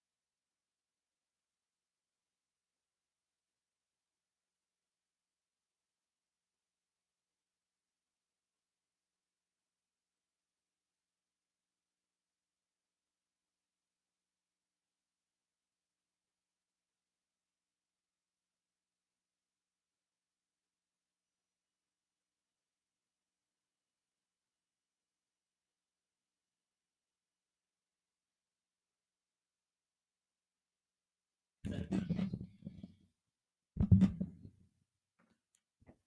right, be careful out there, everybody. Because over the next couple of days, as you get ready for the Nebraska-Colorado game, there's going to be a lot of hype videos out there, okay? If we die, we die. The Chasing 3, we had a Matt Rule speech. We did. Those little sound effects in the ready room. Yeah. It's kind of cool.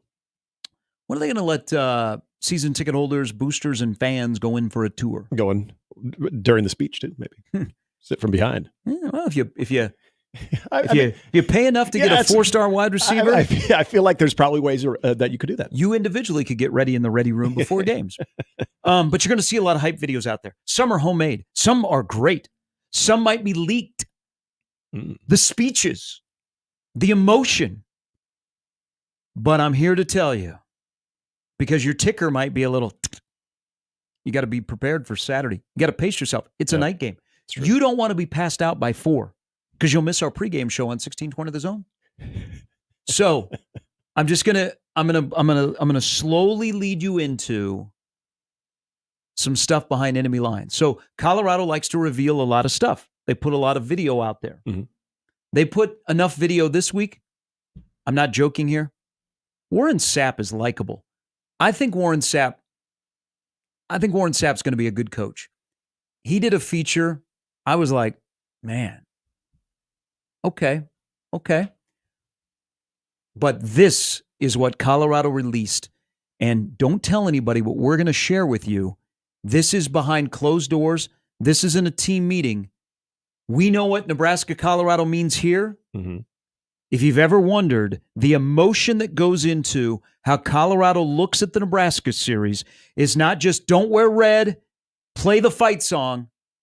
It is when you have a young man that stands up in front of a room of football players, your peers, and you reach deep into their soul to tell them what it means to Colorado when you play Nebraska.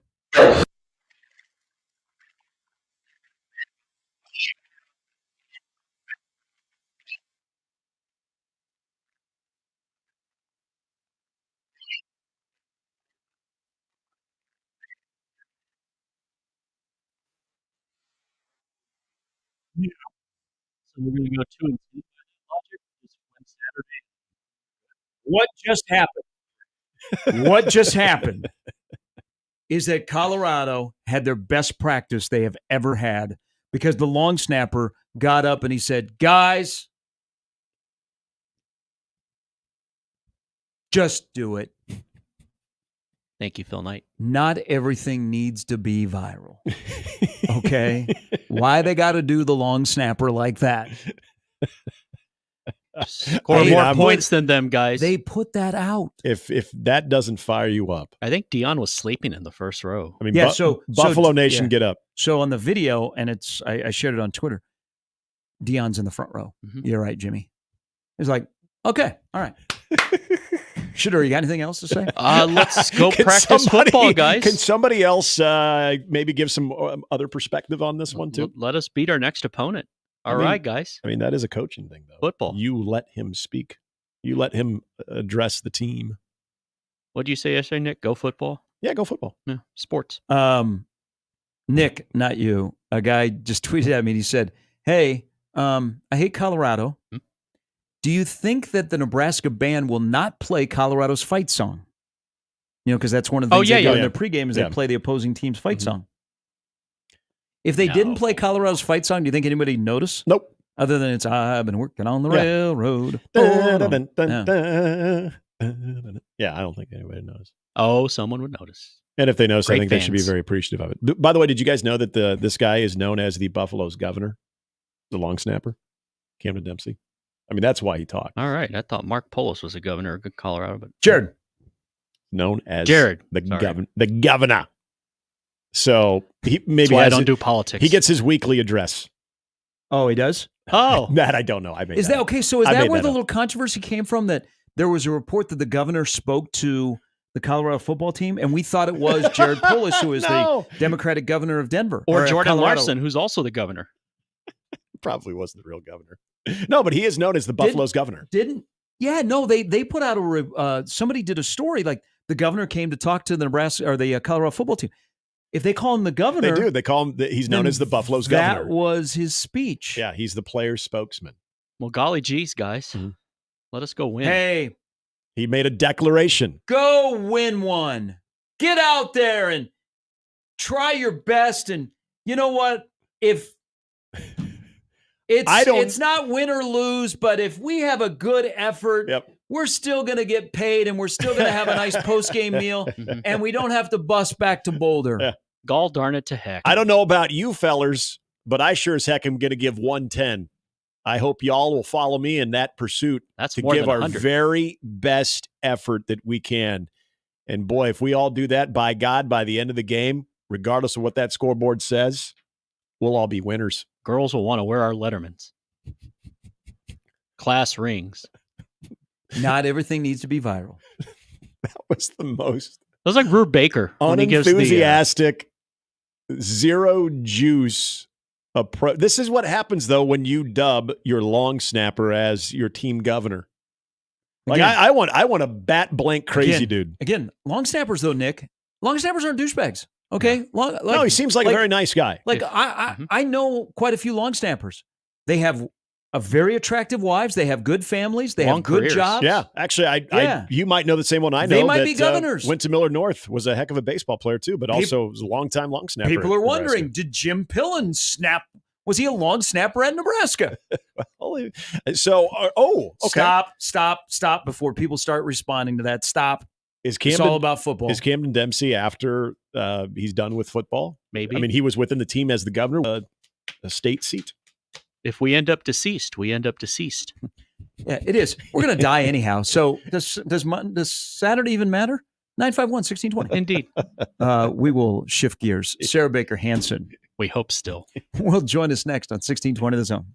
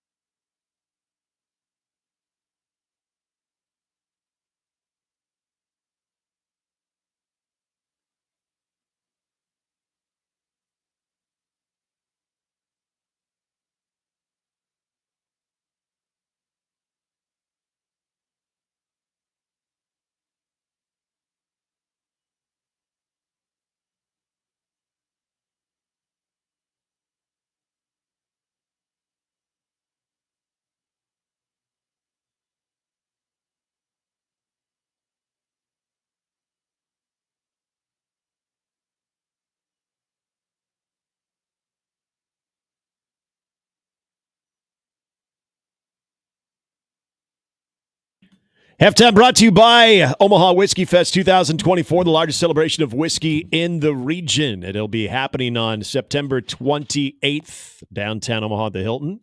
Also, you can enjoy not only some of the finest whiskey around, but also Big Red Overreaction after the Purdue game will also be live at Omaha Whiskey Fest.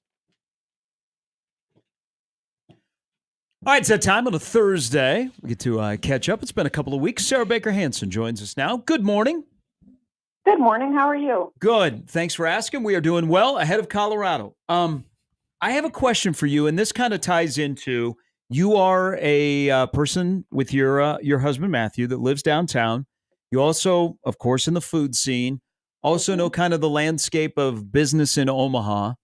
What was your reaction? Because this kind of, I wasn't surprised, but it's caught me a little off guard that it was announced yesterday that Woolner's Grocery over in Midtown is closing after 100 years in Omaha. Yeah, it made me a little sad, to be honest.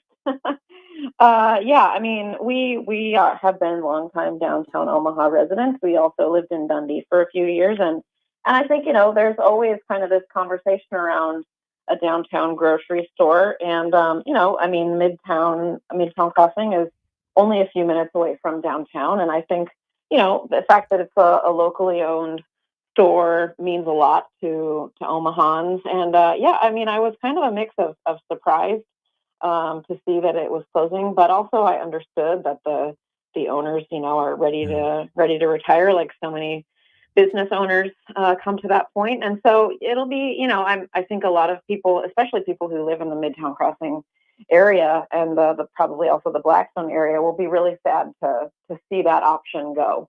I'm still hoping for a downtown Omaha grocery store to open someday, but we're not quite there yet. So what's like the future of Midtown? Yeah, like it was like question. A decade ago, that was going to be the hot spot.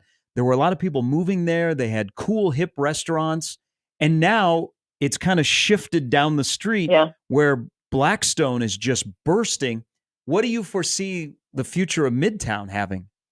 It'll be interesting. I had when I read that story yesterday, I had, several questions, which I'm sure a lot of people did, which is number one, that space is set up for a grocery store, which, kind of makes it a different type of retail space in the neighborhood, I would say, all the way up to, down to Saddle Creek where there's some grocery stores, and then all the way up to 72nd Street is kind of, there's not a space like that. So it did make me wonder, I know in Des Moines and other, Midwestern comp cities to Omaha, there are some urban Hy-Vee stores, for example. I wondered if maybe they would, bring something like that in, because you're right. I mean, the area around Blackstone is really booming. There's, of course, the hotel is right there, several hotels, the Element. So I do think that there's probably a fair amount of demand in that area for a store like Woolner's. They didn't say they were closing because of lack of business. They said they were closing because they wanted to retire, and those are two very different things. So it'll be interesting to see if another grocery store or that style of concept opens in that space. It would make a lot of sense considering it's already built out for one. Well, and Sarah, I'm glad Gary asked that, because we were just downtown. We had some of our in-laws and friends in town. So we were in sort of the pedestrian bridge area and the luminary and all that cool stuff. And we'll get to one of the new restaurants where downtown seems like it's also thriving with a lot of new opportunities. But as far as restaurants in Midtown, and like Gary mentioned, when it first really got going, there were so many options. I'm always curious, and you would know this much better than I would, when you start having businesses leave, whether it's because of, lack of patrons or something else, costs, whatever it might be. And I know COVID probably had a lot to do with some of these challenges as well. Yeah. How hard is it to get back and revitalize an area that's not, it's not run down and it, like you guys said, it's so close to another area that is doing very well.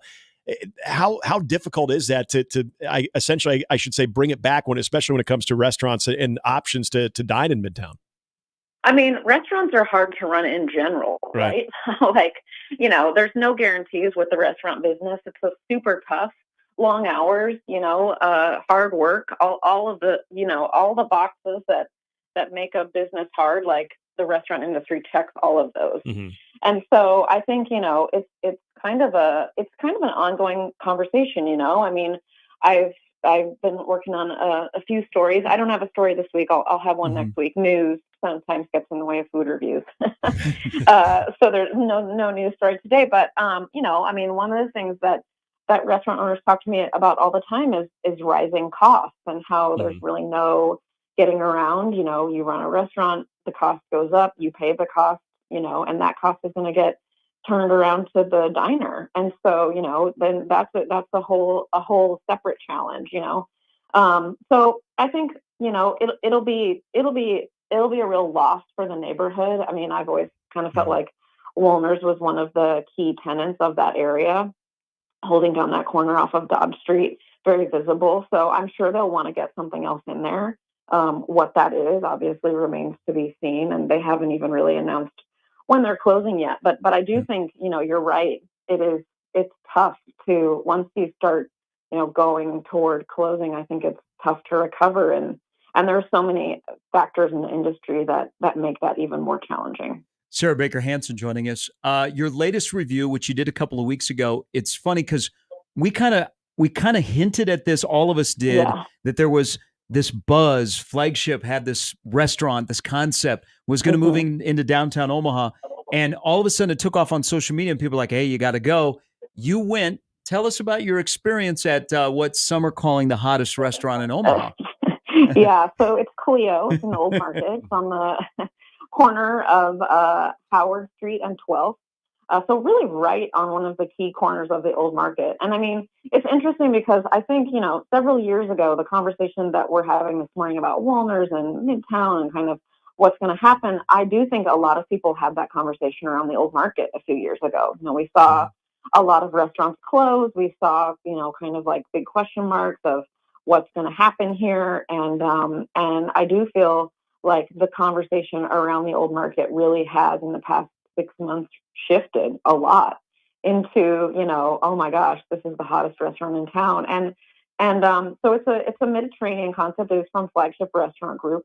It is where Wheatfield used to be, if you're familiar with the Old Market area. And when I posted my story 2 weeks ago, there was a comment on my Instagram page that said, I can't believe Omaha is now a reservation town. Oh, and we've been lucky for so long, Yeah. I think, as Omahans, where we could mostly just like walk into most places, Yeah. right? Like places would open. Like I remember, one example I had was Salted Edge. It was really crowded. Like you kind of had to get a reservation. But Cleo is truly next level. I waited for my first visit. I waited 3 weeks to get in on a Friday. And then the next visit was a couple weeks later, and we had to go on a Wednesday night at 8:00 because it was the only time I was going to be able to go before my deadline. And so I've heard a lot of people talking about this place. I've heard a lot of people talking about it. Of course, like you mentioned, there's been so much talk on social media. And really, I think where Cleo shines is small shared plates. And I think this is really another way we can talk about how Omaha has changed in the past decade, because when I first started writing about food in Omaha, people were not interested in sharing. Like I would get emails from people and they would be like, I don't want to share plates. I want an entree. I want my own, pepper steak, and I want a dessert, and I'm not sharing with anybody. And sort of at the heart of Cleo is this idea of ordering a bunch of small plates and sharing. And I talked to the culinary director at Flagship about that, and he sort of agreed with me. He said, there's been a huge change in the way people eat in Omaha and what they're open to doing. And you go in Cleo and you really see that in action. You see every table has a bunch of plates and everybody's sort of eating it together, sharing from those same shared plates. And it's kind of designed that way. And so it's fun to see people sort of getting it and wanting to try something new. All right. And I saw this on the Instagram post of the chickpea ball. And so yeah, there's the falafel. Yes, well, and I was my wife had actually made a dish one time with chickpeas. Up until then, I never had them. Actually, didn't mind them, but You mentioned the shared dishes, but there's always that signature one. I know when we were talking about salted edge, the bread plate, all of the signature. So if there's a signature to Cleo's, what would you say it is? I would say it's the dip. And, chickpeas are factoring very heavily into the menu at Cleo. Mm-hmm. There's hummus. There's hummus that comes with all the different large plates. You'll have a lot of dips and different pickled items and spreads to try, but the dips, they come individually, but I would really suggest ordering all four. Okay. So there's a sort of like it's called labna. It's like kind of a Greek style yogurt. It's thick and tangy. And then there's a hummus. There's a muhammara, which is a dip made from nuts and red peppers. That's really good. And then there's a baba ganoush made from eggplant. And you get them all on one plate, and they're each kind of garnished differently with spices and herbs and, like I said, pickled items. And it's just really fun to eat.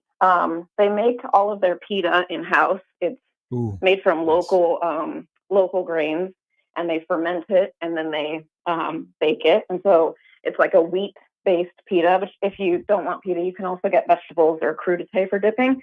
And it's just really fun to eat. And I think that's one of the things that's drawing people. I think that it's also a pretty affordable price point across the board. And I think that's another thing that's making it such a big draw. A quick question from a listener about reservations. And they said, we have been to Cleo, but we've never been on the weekend.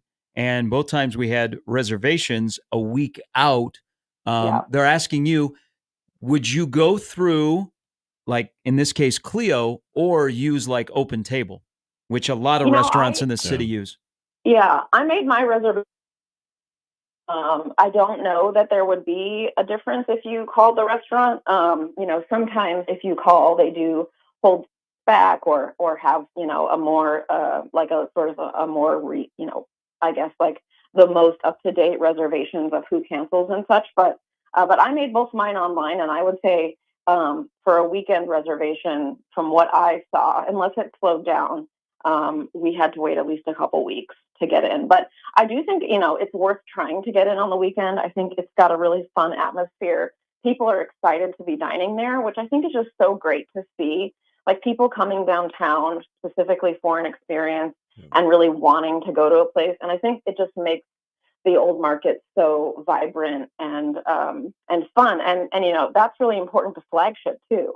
They talked about how as long as the old market will accept them and their concepts, they'll be down there. And I think that's really neat. Like to be so kind of devoted to an area, it would just be as easy for them to have opened Cleo, out by Salted Edge or on 168, and they didn't. They opened it on 12. And so I think that devotion to the neighborhood is really notable. Sarah, I remember a time when I was younger going to the old market.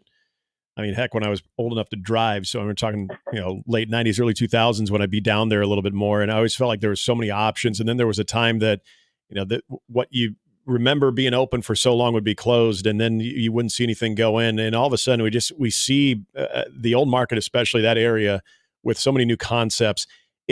Are we getting to peak old market dining experience again? Are we getting back there with the options and some of the new places that have gone in the last couple of years? I think so. I sort of gauge that on when I'm not dining out for a review. Are there places that I want to go in the old market? Do I stay in the neighborhood? And I think more and more the answer to that question is yes. And so, when there are so many different options, so many different types of concepts, so many patios, I think it's just a lot of fun to be down here. And I think, it's notable that people are sort of literally lining up to go to these new restaurants. And it shows that, you can still build excitement opening downtown, and that you don't necessarily have to open in West Omaha to get people excited or to get them to come to your restaurant. Hey, great thing, and we'll get you out on this, that I love about this segment is we can ask you questions and have conversation. Then our listeners all of a sudden have questions. Pete wants to know, are there any nighttime bakeries in Omaha that don't do just cookies where I could get a fresh croissant at 11 p.m.?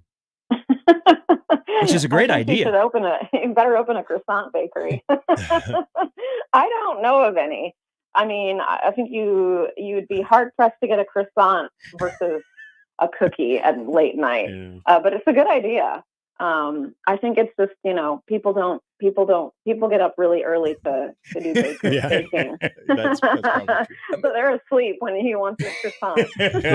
Hey, we appreciate it as always. And have a great weekend. Enjoy Nebraska, Colorado. All right. I'll be at the game. That's awesome. That's Sarah Baker Hansen. I'm with Pete. Nighttime bakeries. I don't know that I would be looking for a croissant at 11, but the only quote unquote bakeries that are open in Omaha late are serving cookies. Yeah. Isn't that the beauty about a bakery though? Being able to maybe after last call, be able to walk by a bakery because they're just getting there to start the morning batch. Let's go reverse. I know bakeries are in the morning and the smells, but what about the smells at night? What if I'm sitting at home at 9 and I'm like, you know what? I wouldn't mind a piece of cheesecake. So I drive down to my favorite bakery because it's open till 11. One of the great things about the Rutgers trip, especially if you're staying in the New Brunswick area, and we always did this, there was a bakery that was just down the street from the hotel that was, I know we went by on our way back to the hotel one night after being out in the city. Yep. It was open. I mean, this was well after 11 o'clock, and we stopped in, and we were because you bring up cheesecake, made me think of that. There was cheesecake, and I'm assuming they probably had croissants. They had everything. It was all in the display case there too. Did you eat the cheesecake on the lanai? Did you? No, there was a cheesecake. How about what were? You can judge it there. The cannolis. How were the cannolis? Remember Jeremy Foote?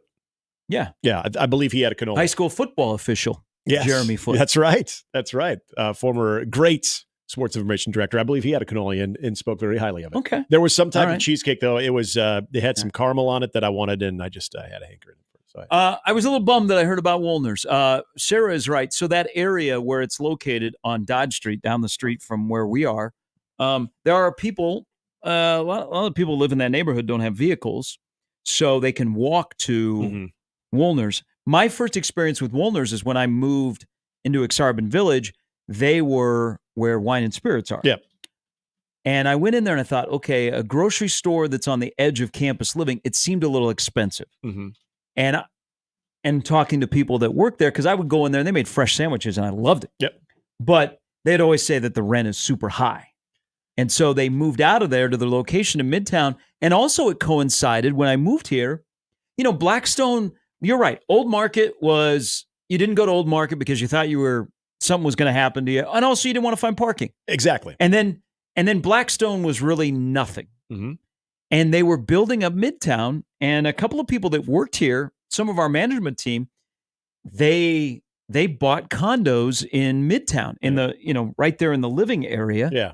And they're like, this is going to be great. And I went there and there was like some hip stores and it was like a vibe. And you had a couple of good, I remember that was my first experience with Saints, and you had a lot of different.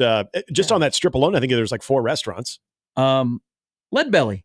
Yeah. And I loved Leadbelly. And Leadbelly left Omaha, and it's never come back. Yep. I loved it. Leadbelly was one of our favorites. But it is, and Blackstone has taken off. And if you haven't been to the Blackstone area, there are a lot of cool restaurants. Like Cunningham's is down there again. Some of your familiar places have added another location, and they're in Blackstone. They've got this huge development that's going to be condos. Mm-hmm. They have insomnia cookies, but Blackstone is like the vibe. It's like the place to go. Yeah, it is. And then you just go about 10 blocks. Yep. And Midtown is it's a just ghost town, man. Which is wild. It came and went like that. Yeah, there's a lot of empty storefronts. I don't remember. I don't know if people remember. It was a very short-lived brewery they had at Midtown as well. Tiger Shark on the stream brings up one of my favorite places early on was Cantina Loretta, which was a really good restaurant right there. Sit outside. Right next to Saints. Yeah, then you could overlook the park right there. I don't know if it was more than maybe a handful of years where everything was really buzzing there. Because then now do they still do the Jazz and the Green? They still have that. They still do that over there. They still have events in the park there. Yeah, and I know there's always me and our good buddy Rob Sternberg. He and I would go sit out on the patio at Saints while the wives would do yoga out on the lawn there too on Sundays. Do a little day drinking because we weren't going to do yoga. But yeah, it was always a cool vibe. But you're right about Blackstone. If you go there, it's essentially similar, and that is showing no signs of slowing down. Yeah. In fact, it's getting better and better. I'm a huge Cunningham's fan. In fact, our rehearsal dinner was at the OG Cunningham's. Derek and his staff do Randall. fantastic food there because he's got a culinary background, yet his passion is craft beer. Night Owl, I love Night Owl. I know you like Night Owl too. There's just so many great options, and they're only getting bigger. And as they put up more residents there too, it's the place to be. But you're right. At one point, it was Crescent Moon, and it wasn't even called Blackstone. It was just Crescent Moon, and then that was the area. Like, the area by Crescent Moon. But Midtown is supposed to be the place. Yep. And it was for a little bit. Now Midtown is like a good place to drive through as you're headed to Blackstone. Yeah. It's like if you need some overflow parking, I guess I'll make the walk. I know that the position of 1620 The Zone is to be negative about the streetcar. It's actually on brand. It's on our website. But would the streetcar have any impact on the future of Midtown, like on the good side? Yeah, as far as it actually getting you there, so there's transportation that can lead to more foot traffic. And like what Sarah brought up, I'd be really curious, is it, what does that rent compare to, well, and you brought up Exarban. What is the rent for a space in Midtown compared to, say, Exarban or Blackstone? Because especially as Blackstone is in more demand, I'm sure that's pretty high. But as Midtown is less demand, at some point, don't those have to come down to where you and you know how this works. All you need is some concept, whether it's a restaurant, a bar, or something that is going to bring more attention back to it. And then you can build from that over the years. But yeah, Midtown is an absolute afterthought right now. One of the guys that was in management that worked at this radio station he bought a condo in Midtown, and he has since downsized. Yeah. He said he took a bath on trying to resell that just because of the area. That's unfortunate because that was supposed to be like the edge of downtown to take off. And now it's just a buffer between downtown, which is doing well, and then finding yourself into Blackstone. Well, like the buildings during the holidays and how they were lit up with the lights. It was just awesome. I mean, everybody was attracted to it, and it didn't last very long. So it's too bad because it's a good space. All right, 26 past the hour. When we come back, I got a story about a half-naked man. I love those stories. Who died. Oh, didn't want to hear that. No, that's the sad part. But he's a legend. Not because he was half naked when I saw him. This could go so many different ways. This is not an airplane reference. This doesn't end in a Turkish prison.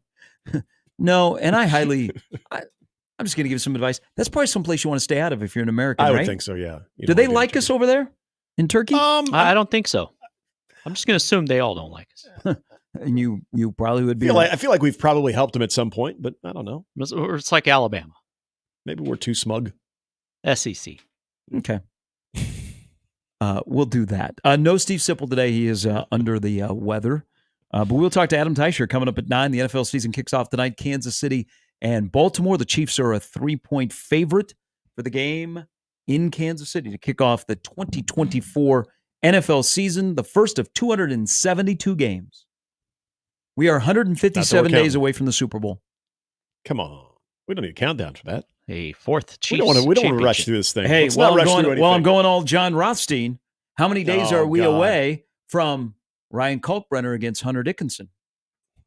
I'm sure he has a countdown for that. Yeah. He should, because Jacob Bigelow should see it. Should Hunter Dickinson be a higher preseason All-American than Ryan Kalkbrenner? Discuss amongst your basketball friends. He took a bit of a step back last year. It's Mornings with Sharp and Handley, and diehard KU fan who already answered this question. Jimmy. I did. You like yourself some Hunter? I honestly hadn't thought about basketball yet. I just think that's right. Because you guys are a football school now. You root for a football school. Yeah, you guys are a football school. Wait till you get beat by a Big Ten school this weekend. They're going to play someone else other than Illinois? It's Mornings with Sharp and Handley, and there's Jimmy on 1620 The Zone.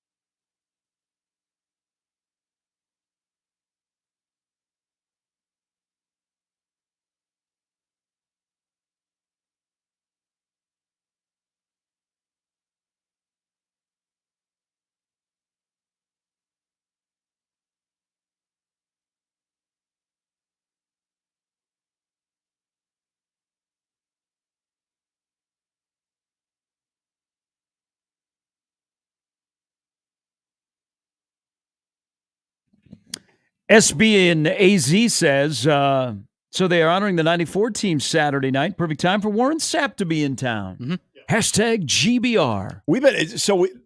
I want to say all the way back in the winter I guess it was the spring when we knew Warren Sapp was going to be on the staff, that we knew that there needed to be a video clip of the Orange Bowl against Miami. They'll have some stuff. Very appropriate that the 94 team, all of that. I mean, that has to be in the works. If there's not even one clip of that, that is a major fail Saturday night.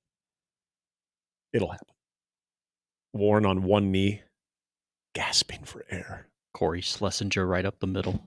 Pipeline just sitting there during the timeout. Mm-hmm. Remember, Ray Lewis was too. Ray Lewis was down on one knee too. People forget that was a good defensive team for Miami. It was a good defensive team. They had dudes. Can't believe they had Frank Costa playing quarterback, but that's on them. Frank Costa! That always a good trivia question, poor by guy. the way. He got beaten so bad in that game. Yeah. Terry Keneally, he does not get Christmas cards from Frank Costa. We're going to be very curious. The Amazon show for Deion, they are coming to Lincoln. The big production. They're going to follow him around. So we'll get to see some behind the scenes of pregame speeches, postgame. Yep. Next week when they release the next episode of Chasing 3, it'll be around the Colorado game. Mm-hmm. People will be very curious because we had a Matt Rule speech last night. We did. What will we get for Colorado? We think we know what he is thinking. But first, I got to tell you about the half-naked man. So, sad news yesterday in the world of college baseball, and it does impact us here in Omaha. That does sound like a Neil Young song. By the way. So, Wayne Graham, legendary head baseball coach at Rice, passed away. Yep. Won the national title right here in Omaha at Rosenblatt in 2003. Mm-hmm. He brought his Rice team. This is Rice University won a national championship. Now, this is when Rice University was a banger in college baseball. Very smart. Brought them here 7 times. They won a national championship. Lance Berkman is one of the legendary players that played under Wayne Graham. Yep. Jeff Neiman was a stud. Kenny Ball. Mm-hmm. They had dudes, and Rice baseball was really, really good. And since Coach Graham retired, they've really struggled. Like really, really struggled. But I have to tell you a quick story about Wayne Graham. And, college baseball lost a legend. He was a legend. Mm-hmm. Passed away yesterday at the age of 88. But Rice University will always have a connection to Nebraska baseball. So when Nebraska baseball went to the College World Series for the first time ever, they beat Rice in 2 games at Old Buck Belcher Field. And Rice came in and they had Kenny Baugh and they had Philip Humber. And, Kenny Baugh would throw 264 pitches. Yeah, Humber was a stud too. But Nebraska beat both of those guys. But Wayne Graham, I remember this because I was there, and Rice practices after Nebraska. Nebraska is finishing up on the Thursday, and I think Van Horn was hitting fungos. And Rob Childress was just playing catch, just on the side. Wayne Graham, shirtless. At that time, he was, 68? Yeah. He always looked old. Cock diesel. Like Sparky. Oh, really? Like back in 1988, he looked 88. Right. But his body said different. Yeah. So Don Zimmer? Wayne Graham doesn't have a shirt on. He has shorts. Yeah. He is doing sit-ups in the dugout. Damn. Of Buck Belcher Field. Nice. And Van Horn, you'll have to ask this next time you play golf with Childress. Van Horn was like, Rob, look at Coach Graham, look at yourself. But then the other part of Wayne Graham. So that was, that was what, 2001? Yeah. And that series was pretty heated. Nebraska, Komine beat Baugh. It's an unbelievable Friday night game. And then Nebraska wrapped it up the following day. Wayne Graham used to sit in the dugout, and he'd be in the corner of the dugout. He'd just be blowing through heaters during the game. Oh, really? Oh, regular Jim Leland. Yeah, Wayne Graham would smoke in the dugout. He looked like a guy that, and you mentioned Jim Leland. He looked like a guy that if you told me he was 80 then, I would have believed you because he always looked so old. Well, that's like what you said. But that's just Sparky. funny that he's like like Mr. below, Strickland. he did not look like that. Like he's the ripped old guy. Yeah, Jack LaLanne. Doing crunches. And to go a step further, because I was curious. I still am. Bill Belichick is dating a 24-year-old. Bill Belichick is 72. Yeah. Respect. Yeah. Right? Shout out Hims. Wayne Graham was married. I believe it was his wife. I don't want to I believe it was his wife, Could have been a life was partner. like 35 years younger. And she came to the now you know. Super in Lincoln, and people are like, is that his daughter? Is that Brett Bielema's wife? No. Somebody says, is that his daughter? And I'm like, oop. Well, when you fine-tune the instrument like you're saying he does, clearly she was in it for his body. Hey, I don't ever ask, is that your wife or your daughter? I got in trouble at the U.S. Senior Open. That would happen to me. So on a live show. Relatable. Oh. Who was it? I don't know. The guy just said, hey. Was it? I said, okay, it wasn't a golfer. No. Just a patron? No, it was a fan that came up to our remote, and I was like, hey, sir. I go, hey, if you want to register, if you and your daughter want to register. Oh, no. So that's his wife. You're like, I know, but what if Gary, your daughter's you here? should know. Look. She looked young. You get out there on the She golf looked young. courses. How was I supposed to know? You should know the golf crowd, though. Chances are, So if old- it is an older guy with a younger, maybe attractive-ish looking woman, gold digger, it's probably the wife or girlfriend, not the daughter. More times than not. Or a special friend like Lane Kiffin. That's especially when you're at a very prestigious golf club. I was giving the guy the benefit of the doubt. I was like, oh, hey, you and your daughter. Getting the benefit of the doubt by saying it's your girlfriend because they're like, good for you, man.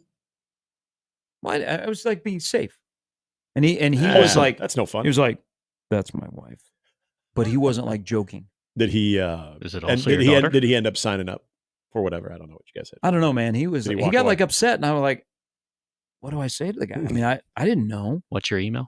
I hope you followed up with, good for you. No, I was like, he just stared at me. I was like, hey, damn. Okay, good. I mean, your wife could be your daughter. I just said Again, that. respect. So I didn't know that at the time because I thought, okay, maybe Wayne Graham's daughter have a kiss come for up to daddy? Lincoln. Yeah. And the Nebraska guys were saying, no, that's his wife. I was like, Jesus, Wayne Graham is living like the best life. And he would win the national championship 2 years later at Rosenblatt. Yep. Which I believe. That was the Jeff Neiman. So here's the nerd part of me. I believe that was the first year that they used the dome camera that ESPN had, because there's a great shot of the final out from the dome camera where Rice players come streaming out of the dugout. I remember to that. celebrate. Yes, that's a good call. First time they were in the CWS that I remember, though, was it 98? Because you mentioned Lance Berkman. That was 98? 98. Yeah, I think that was 98 because I remember they played a really fun game. Actually, LSU ended up pummeling them. But remember when LSU had, was it Brandon Larson? Oh my gosh. Yep. And that dude could rake, but they had like Blair Barbier. And that was still when the Gorilla Ball days were thriving. That was the first time I remember watching Rice in the College World Series because didn't know much about Rice. And I remember they had a coach who looked like he was really, really old. And then finding out about how good Lance Berkman was. LSU won. And I think that might have been the same year Stanford was in that. That might have been a Kyle Peterson year. I'm trying to remember. But I just remember Rice that year with Lance Berkman. And then all of a sudden they just became a regular at the CWS from that point on. So it was very fitting that they were able to get a national title. I remember the celebration, though. Good call. Why? See, this is what we lose with the downtown day trader. Mm-hmm. We do not get that angle. That was actually a really cool celebration image right there that I'm sure is still probably in the facilities of Rice baseball to this day. Right next to the zoo. We believe, and a hat tip to our listener, John, here, about hype videos and pregame speeches, and maybe what Rule is going to be looking for. People don't know this, and he maybe even doesn't know this, but I'm just going to say this. Matt Rule's a big Bill Murray fan. So do you think that when you see the Chasing 3 episode next week, and it includes some behind-the-scenes stuff from the Colorado game, that Matt Rule will have channeled his inner Bill Murray to give a speech to his team and the rest of the Nebraska fans that is very similar to this speech from Bill Murray in Meatballs?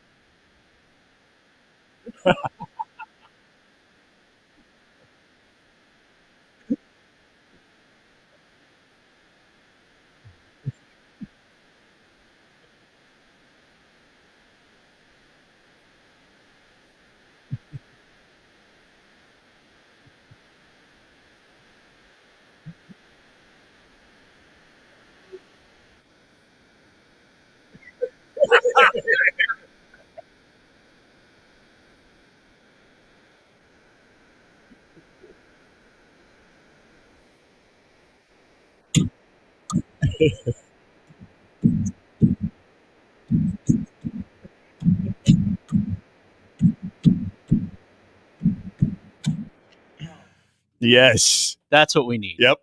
You know what? I might have to go buy tickets for this game. That is probably what the pregame speech is going to surround.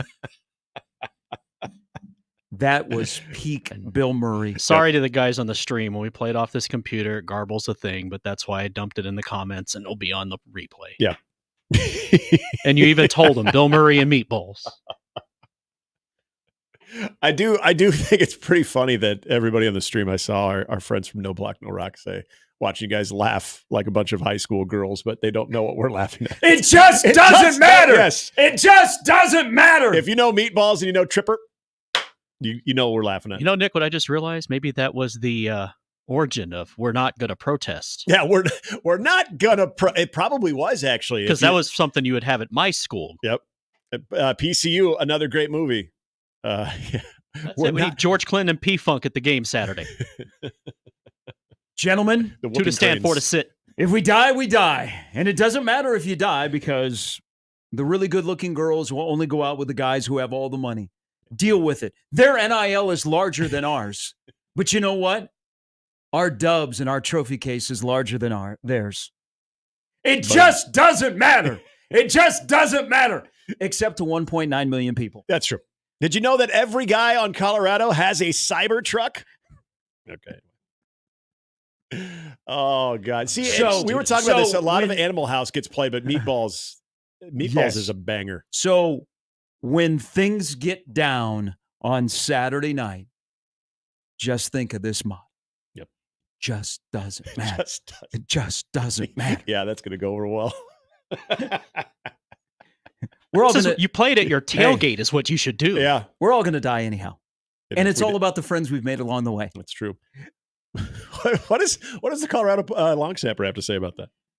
Guys, they say it just doesn't matter. To us, it matters. It does matter. Because, you know what? If we lose to Nebraska, they're going to make even more fun of us that Ralphie was born on a ranch in western Nebraska. Mornings with Sharp and Handley and Jimmy at 1620 The Zone.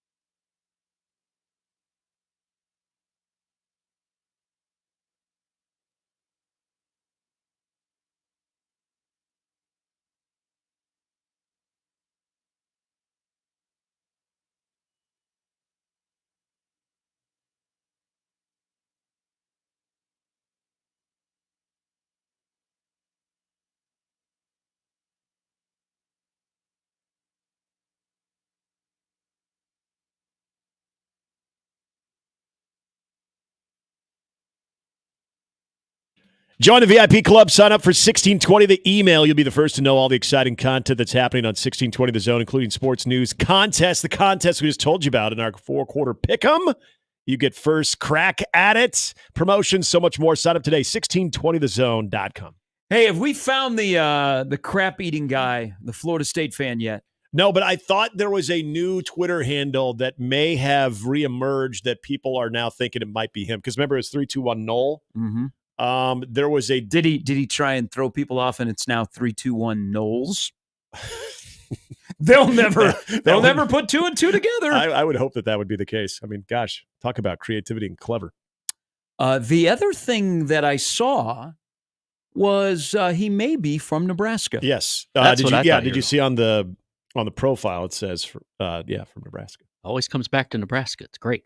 It's all about Nebraska. Exactly. I do know. I should World actually centers around Nebraska. We make it. Others take it.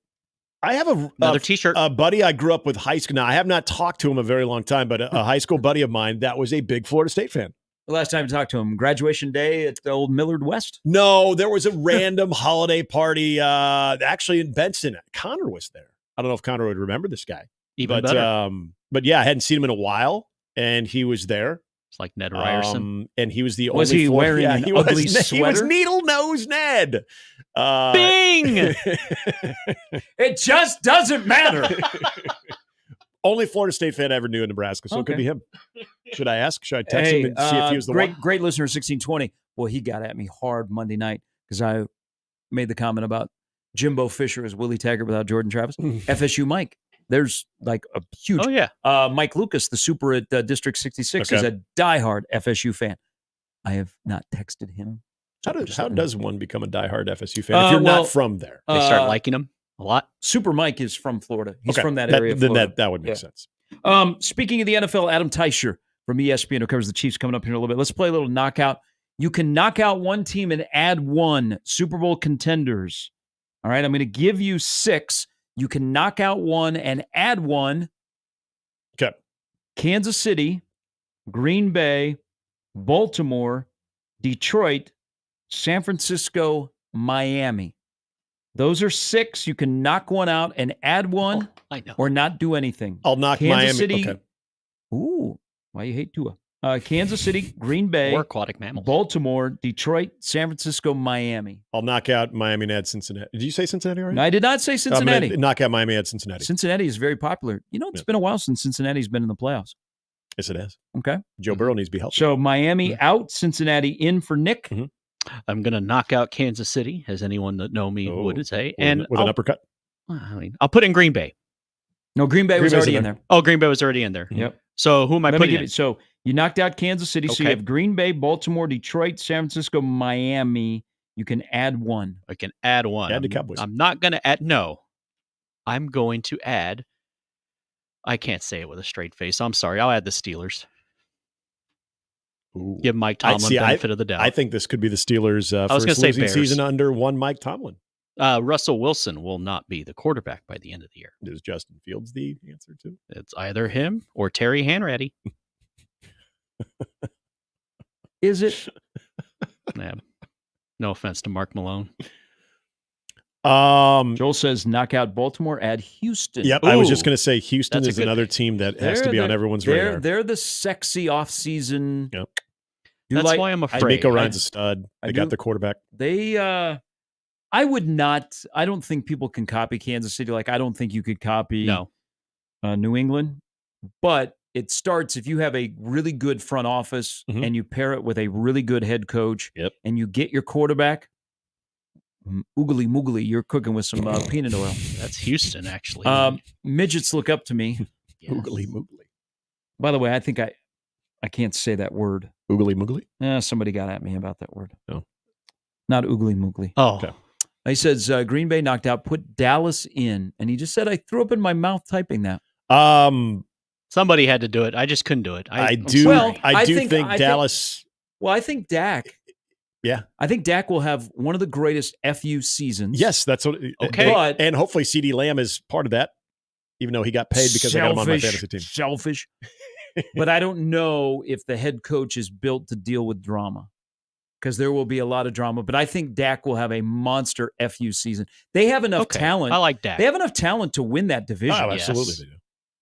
You know, Philadelphia's probably the favorite going in, but they definitely have enough talent. And I just actually don't know like if, Mike Zimmer. I just don't know if the head coach, who is kind of a lame duck as well, can handle all the drama that'll go into this season. But I expect Dak to have a big year, and I expect him to be the quarterback of the Giants next year. Okay. It's funny, two guys that are in two of the teams Much that like are Craig in Morton contention and the most to Career win that are also on a hot seat too, with McCarthy and Sirianni. Mm-hmm. So, Fine, I'd take Nick Sirianni. They don't want him. I don't know. I'm taking Dak over Jalen Hurts, though. Big year for Nick Sirianni. I mean, the way Philadelphia flamed out last year, and you heard stories about the locker room. I'm taking Dak over Sirianni. Yes. I mean, I would too. I'm taking Dak over Jalen Hurts too. I first of all, I think Dak does not necessarily get his due propers. There are a lot of teams that have been starving for quarterback competency in the NFL.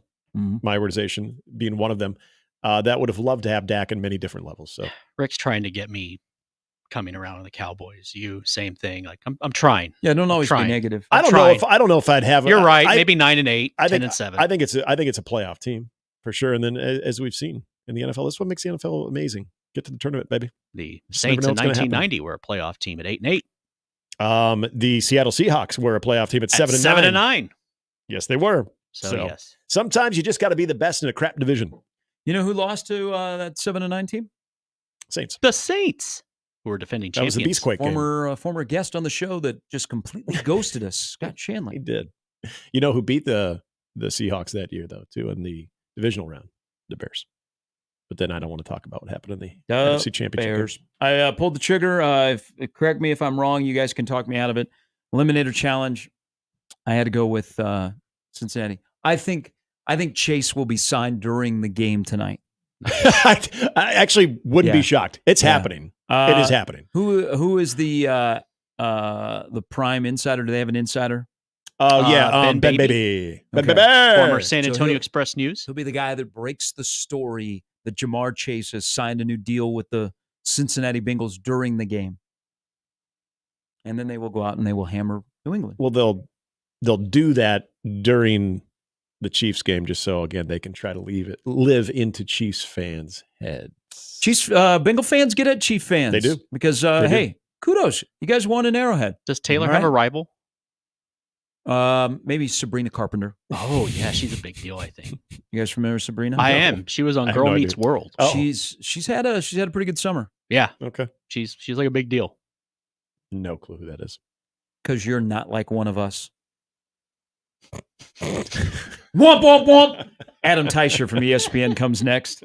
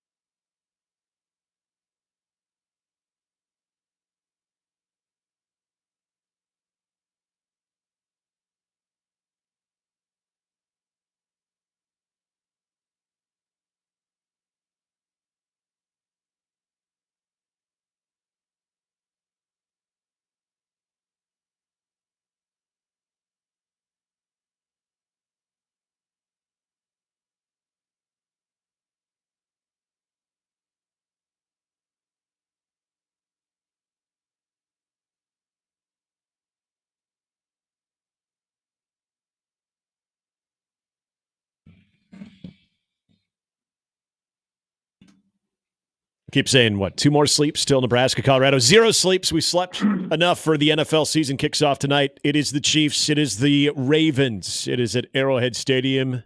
And one man that will be there and knows all you need to know about the Chiefs in 2024 is ESPN's Adam Teicher. Good morning, Adam. How are you? Good. How are we doing today? Excellent. So a three-peat. I mean, it's kind of, there's a lot going on in Kansas City right now. We were talking about this earlier in the show, though, today. As far as maybe it is getting old hat for you to cover a Thursday night season opener because the Chiefs are that good. But the importance of game one, is this more for the NFL? Or is there something that you see from this game tonight and you're like, okay, this is how the season's going to go? We were discussing how this actually plays out as it's going to impact the rest of the season. Yeah, it's a long season, and that's what you got to remember. There'll be all kinds of reactions to what happens tonight, good, bad, or ugly, and some of them might be valid, but I wouldn't draw too many conclusions about what's going to happen this season from one game, no matter how good or how bad. Some crazy things have happened in the Chiefs season openers over the years, some really things you didn't really expect to see. So I figure there's going to be a few of those tonight. What they might be, I really couldn't tell you. But no, I wouldn't make too much of one game, no matter how good or how bad this might go. Hey, can I ask, and for you've been so kind to be on 1620 with us, and we've enjoyed our conversations. For people that know you and follow you, this is your 32nd and last season of covering the Chiefs. I'm thinking, as I'm watching here, Adam, like the Today Show is live at Arrowhead. Clark Hunt is talking to Craig Melvin. There's so much attention towards the Chiefs. We're talking about Taylor Swift, and Chiefs players are on national commercials. I mean, can you even put this into what this is, what this means, or covering it? Because the mere fact is, you've covered a lot of bad Kansas City Chief football that had so much garbage off the field. To have this run is really incredible for this organization in that city. It's unbelievable. And, that to me is maybe the most remarkable thing in my time doing the Chiefs, is to watch them and this franchise go from what they were for so many years, to what they are now.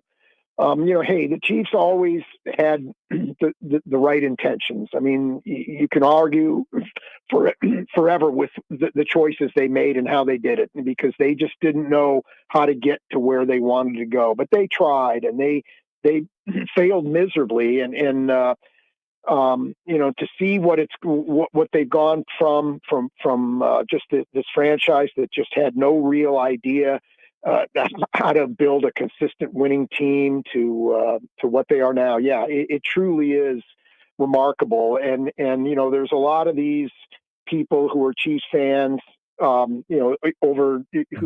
come to the Chiefs because they're good. And hey, that's great. I'm not knocking that, but I really feel the best for Chiefs fans, because it was tough to be a Chiefs fan for the 50 years before that Super Bowl 54 win against the 49ers. I mean, there was some really tough times, and the people who stuck with them are getting rewarded now, and it's kind of fun to see.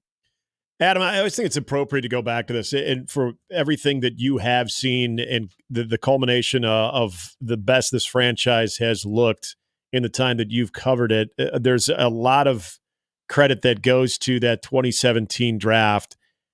I for a moment want to go back to that late April Thursday evening when Patrick Mahomes is selected as the Chiefs' next quarterback, and what your thought was. Because if I remember correctly, there was a lot of people within the Chiefs organization that was their guy. There was no other alternative. It was getting Patrick Mahomes or having other plans, maybe at a different position to go draft.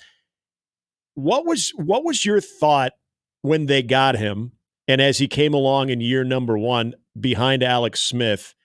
And maybe the more important question, could you have ever envisioned this?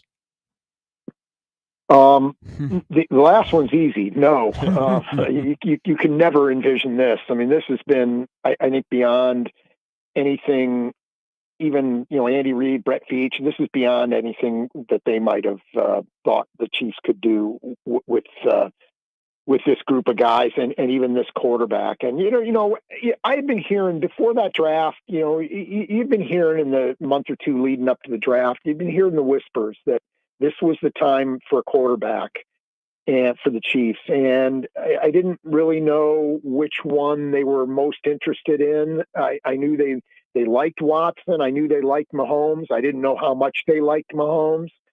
And so, when they traded up all the way from 27 to 10, you don't make that kind of move for a cornerback or a pass rusher or anything else. You make that for a quarterback. So I figured, okay, here we go. And Watson was still on the board. Mahomes was still on the board. I'm thinking one of those two guys. And sure enough, it was Mahomes. And, it's just, it's amazing to see, how he came along. And, there's all this talk out there that, he really benefited from sitting out a year and he's this good because of the way the Chiefs developed him. Well, I think that's a little bit of a myth. I think he would have been just fine if they'd thrown him in right away as a rookie. I think he would have been okay. I'm not saying that first year would have been as good as the rest of this has been, but I think he would have been okay. And I think the Chiefs would have been just fine with him at quarterback this year. So, I think saying that underestimates him, Mahomes, and what he brings to the table, and it underestimates the Chiefs and what a great job they've done in developing him. What's the biggest concern out of St. Joe coming into this season? Well, defensively, things just haven't seemed to fit together this year like they would like, and maybe they'll overcome these things and play well tonight, but there was just a lot of disjointed things that we saw from the defense in practice up there. Chris Jones hardly practiced up there. Bolton hardly practiced up there. Justin Reed didn't practice at all up there.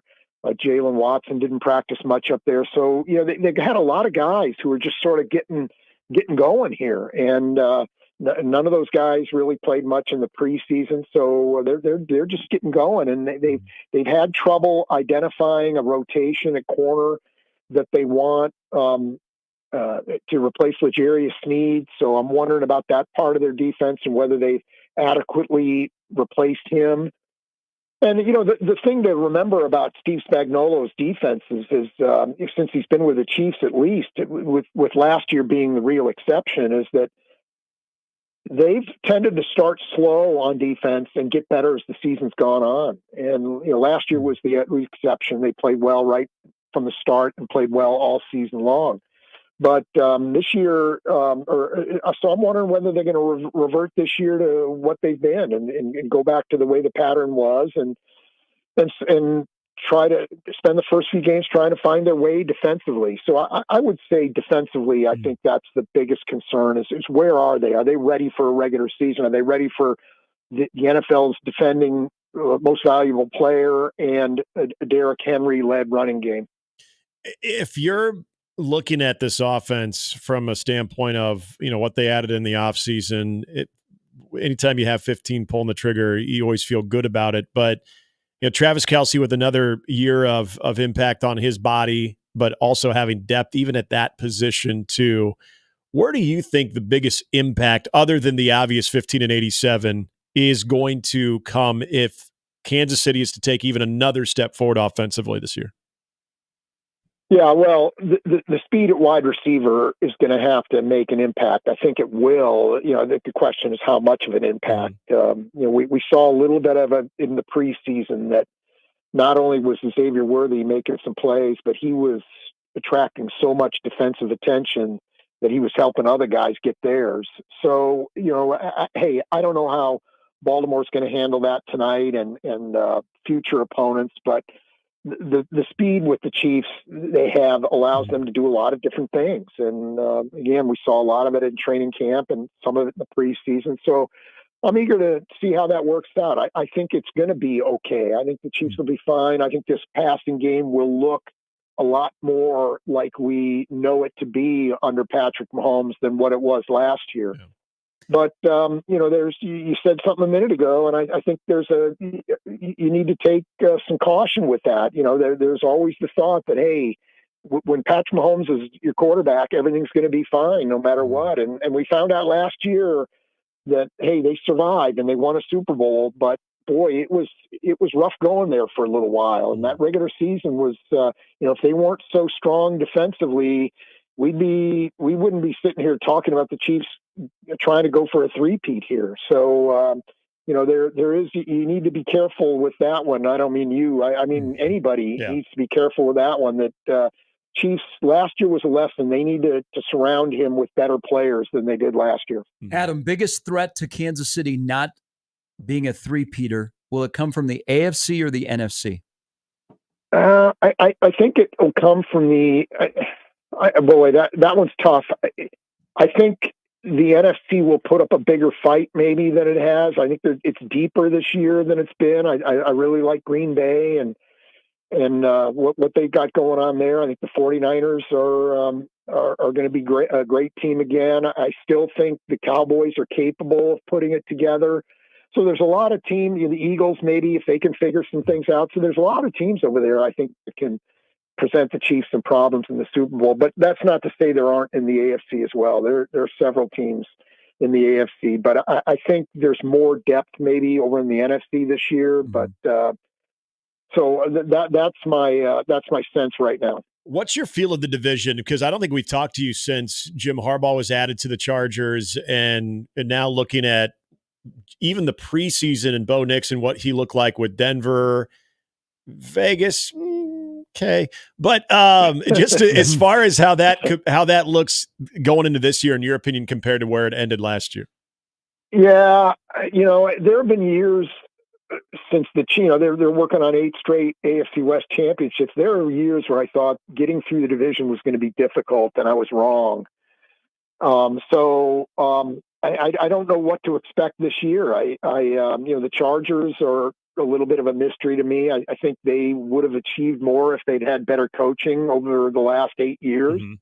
But I don't know if their roster's still quite in the same place that it was. And this Justin Herbert foot thing has got me wondering about the Chargers a little bit. I mean, I still think they'll make the playoffs, but I don't know. And, the team that to me that's maybe most interesting in the division is the Broncos. I think I kind of like what's going on there. And I'm not sold on Bo Nix yet, but hey, he everything I've seen and heard, he's off to a pretty good start here. So, Sean Payton's shown a nice touch over the years. Last year accepted, of course, with quarterbacks. So, we'll see. We'll see what they could be a team that maybe contends for the playoffs.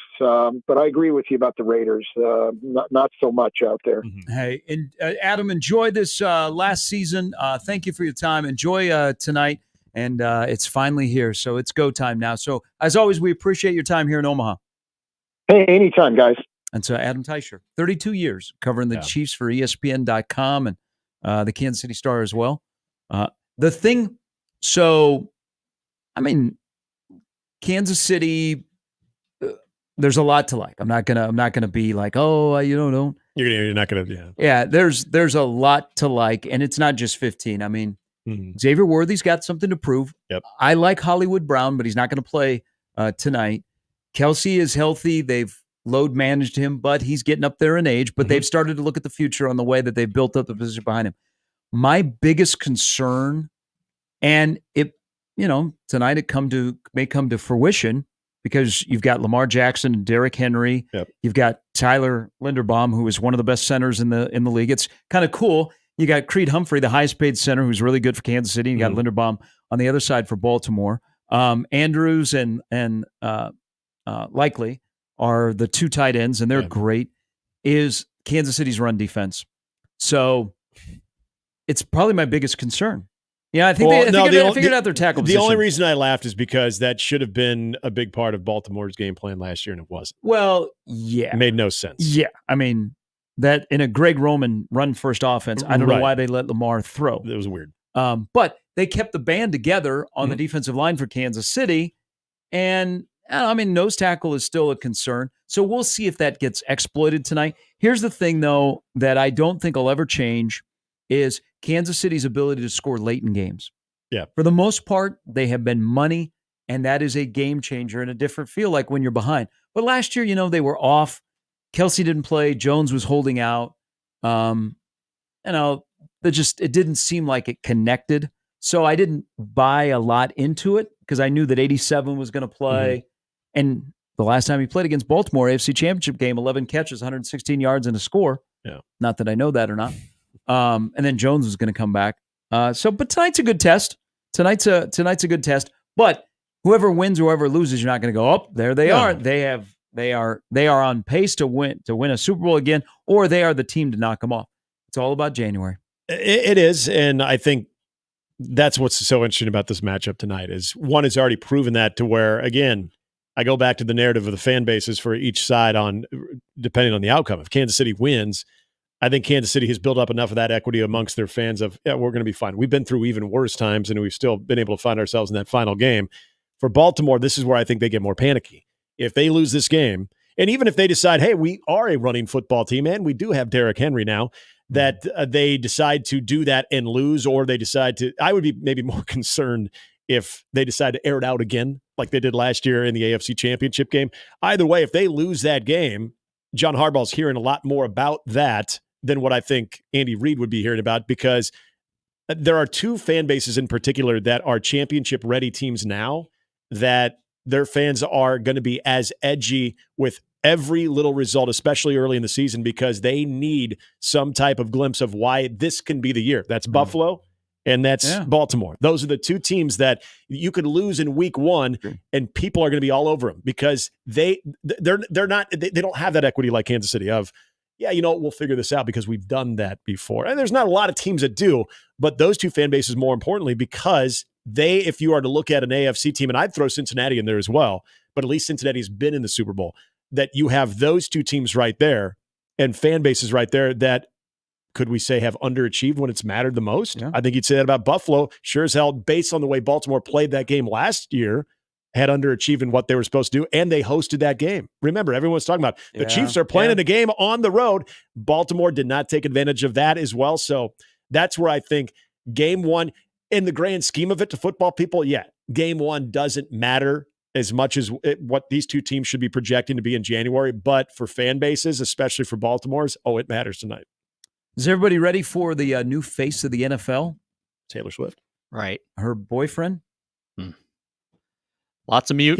I just tried to turn on the game starts. That anyway. I'm used to it. So somebody, I think it was ESPN, did a story yesterday. Of course they did. Travis Kelce is the most featured guy of anybody in the NFL. Like on all, like even more than Mahomes on all the commercials. Yeah. And and Taylor Swift will be there tonight, and it's okay. His presence, his personality probably gives you more reason to do that. Doesn't matter. It is the just doesn't matter game. There you go. It matters because the start of the season is now upon us. But as far as the outcome, will we have it on Westwood One tonight? If that's the case, then I'll listen to that. It should be, yes. But his personality, and then also the New Heights podcast and financially going to new heights. See what I did there? But with Jason Kelce, that's, I won't say it's a package deal because Jason Kelce is featured as much as Travis, but those two together, that enlarges Travis's impact as the face too. Wait till they get. I don't think it's anything different than what it was last year. Who should be the third most promoted player in the NFL? Two of them play in the same city for a team that. I thought you were going to say Tua. By the way, she has a podcast. She. Yeah. Taylor? No, the Hawk Tua girl. Oh, the Yes, it's called Talk Tua. Yeah. Oh my God. Talk Tua. Coming to the zone. Jesus. Okay. Good Lord, people. No. I'm listening. I'm okay with her. Well, yeah, she's a very talented young lady. I think she's very innocent. Talented. No. I thought maybe we got to her 15 minutes of fame and then she'd be out. She's cashing in on it. She has to. She's an opportunist. She has. Her friend. But I'm okay with Hawk Tua girl. And I'm going to start calling her Haley. But her podcast is... Like, who? Her podcast is Talk Tua. You just got to... Talk Tua. I kind of... We missed an opportunity. That should have been on Coil. She does need to do some type of commercial with Tua Tagovailoa. It's coming. Patience. The Super Bowl's a few months away. She did visit the Dolphins training camp, and they met. I think she got. I hope that was it. I visit some players. Come on now. She's a very innocent young woman. Uh-huh. I've seen ballers. Predator over here. Great date movie. She got a Tua jersey. No, I've listened to her. Did you listen to the podcast? on my TikTok? Do you listen to Talk to Her? Are you a, No, are you a 'cause regular it's just starting. No, it's Oh, coming. okay. Yeah. It's coming. It was announced. Yes, I know. Yeah, it did. I know. It was announced. Yeah, You guys yesterday. started. You guys started this, by the way. No, we didn't start anything. She did. What's she famous for? Jesus, everybody's coming. About 10:30 Saturday, probably. Yeah, because he's coming. I think she's very. I don't know. I'm not triggered by her. Okay, she got discovered on a street in Nashville, and she's very innocent, and I think she means well. So, okay, I'm with you. I'll listen. We Yeah. have road trips coming this fall. Do you think when Colorado takes off on the charter to come to Lincoln, they tag the tweet "We coming"? Oh, I yeah. hope so. Is that what they do when And they? then when they touch down, they're Our good here. friend Seamus says, "Time for me to fly." Yeah. Oh, Do you- yeah. Do you think Colorado says "We coming"? We coming, and then we hear.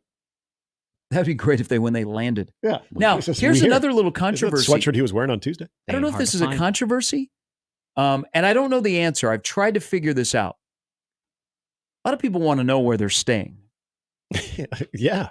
So I had heard way back in the spring that they were staying here in Omaha yeah. at the Marriott in Regency. I don't know if that's the case.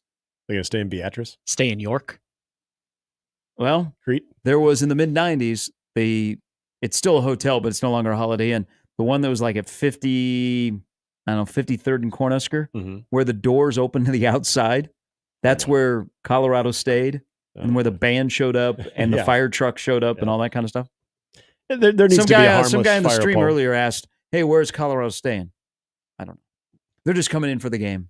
Yeah. They're a show and go. They are Like Norm Stewart. It's like a Sunday college But I baseball can game. tell you, No BP. wherever they are staying, there will be a ton of security. Yep. So if you think you're like going to hang out in the lobby to meet Prime, Or you're gonna pull a fire alarm. you're a collector, and all of a sudden you show up with a bunch of stuff. Yeah. Hey, can you? I got the Falcon jersey, the Cowboy jersey. Which one would you like? I got Will the you sign- Niner jersey. Which sign one my would you like Braves to sign? jersey. Yeah. We got an email in the inbox from John. Morning, John. Wouldn't the Hawk Tua girl make more money with an OnlyFans site than a podcast? I don't know. I would think. No, but- no. We are not on OnlyFans. She's okay. She is harmless. Right. St. Haley, yes. Yes. Yeah, she's harmless. I'm just a lot of things have been said, and I'm just going back to the origin of her popularity. She's not a bad person. You know what? I don't judge somebody off something they do or say when you're that age and you're just out having a good time with your ladies on, girls' night out. Is she going to? I'd rather listen to her than Clay Travis. Is the podcast also featuring her friend that she can't go? Well, anywhere she's without always now? with her friend. Yeah, that's Do we part even of know the the deal. friend's name? We'll find out on Yeah. the podcast. She's the It's just- friend. We've all been there. Where, Talk to it with her friend. We've all been there where that friend is Yeah. out in the living room. Yeah, the hanger-on out in the Gotta living room. invite him in. Are you done yet? Yeah. I think you should give her another chance. I believe that she's wholesome. And I'm not saying that to be funny or I truly a moment listening to her, I think she means well, but she has trouble getting away from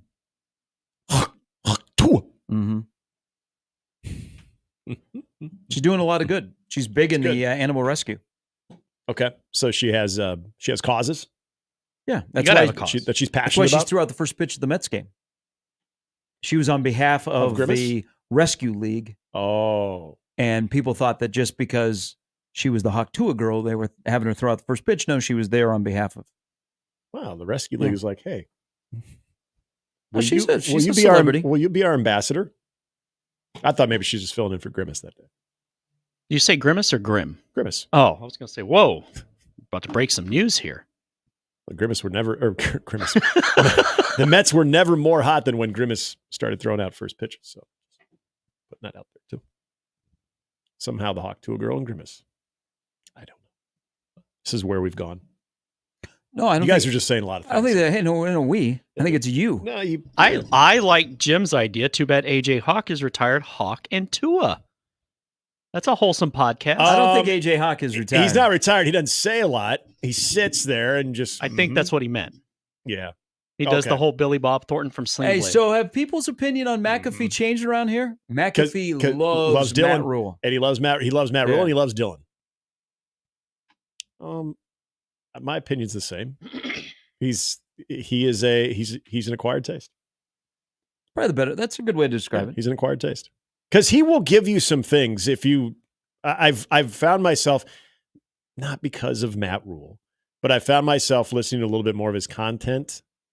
He'll give you some things, but as long as you get past the WWE presentation of it, because that's just kind of how he is. That's just the way he presents info. But Ed says, Gary, your thoughts on the Call Her Daddy podcast? I'm not familiar with this one. The Call Her Daddy podcast? I got to believe it's the most listened to podcast by women. What's the content? Parental advice. Content probably you would not get into on this radio station. Okay. Damn politics. Yeah. If that's is that what it is? Okay. If that's how you describe that. Yeah. Hot stuff during an election year. So when the blue and the red come together, you create an independent. All right, 9:30. Ryan Edwards has got his picks in. We got some other thoughts on the Colorado-Nebraska game. Do we? Yes, we do. It just doesn't matter. We covered this. Matt Rule will speak a little bit later this morning. Hope he gives off the edgy vibe. People by now should be edgy. Yeah. Edgy, confident, and edgy. Short answers. To the point. I don't know if Matt Rule can do that though. No, he's not a one-word answer guy. He walks in and goes, "Sam, you got your game face on?" Instead of the "Do you believe?" Yeah, he starts feeling out the media. I like that. Sam, did you know that if we die, we die? Sam's like, I got a family. It's mornings with Sharp and Handley and Jimmy at 1620 The Zone.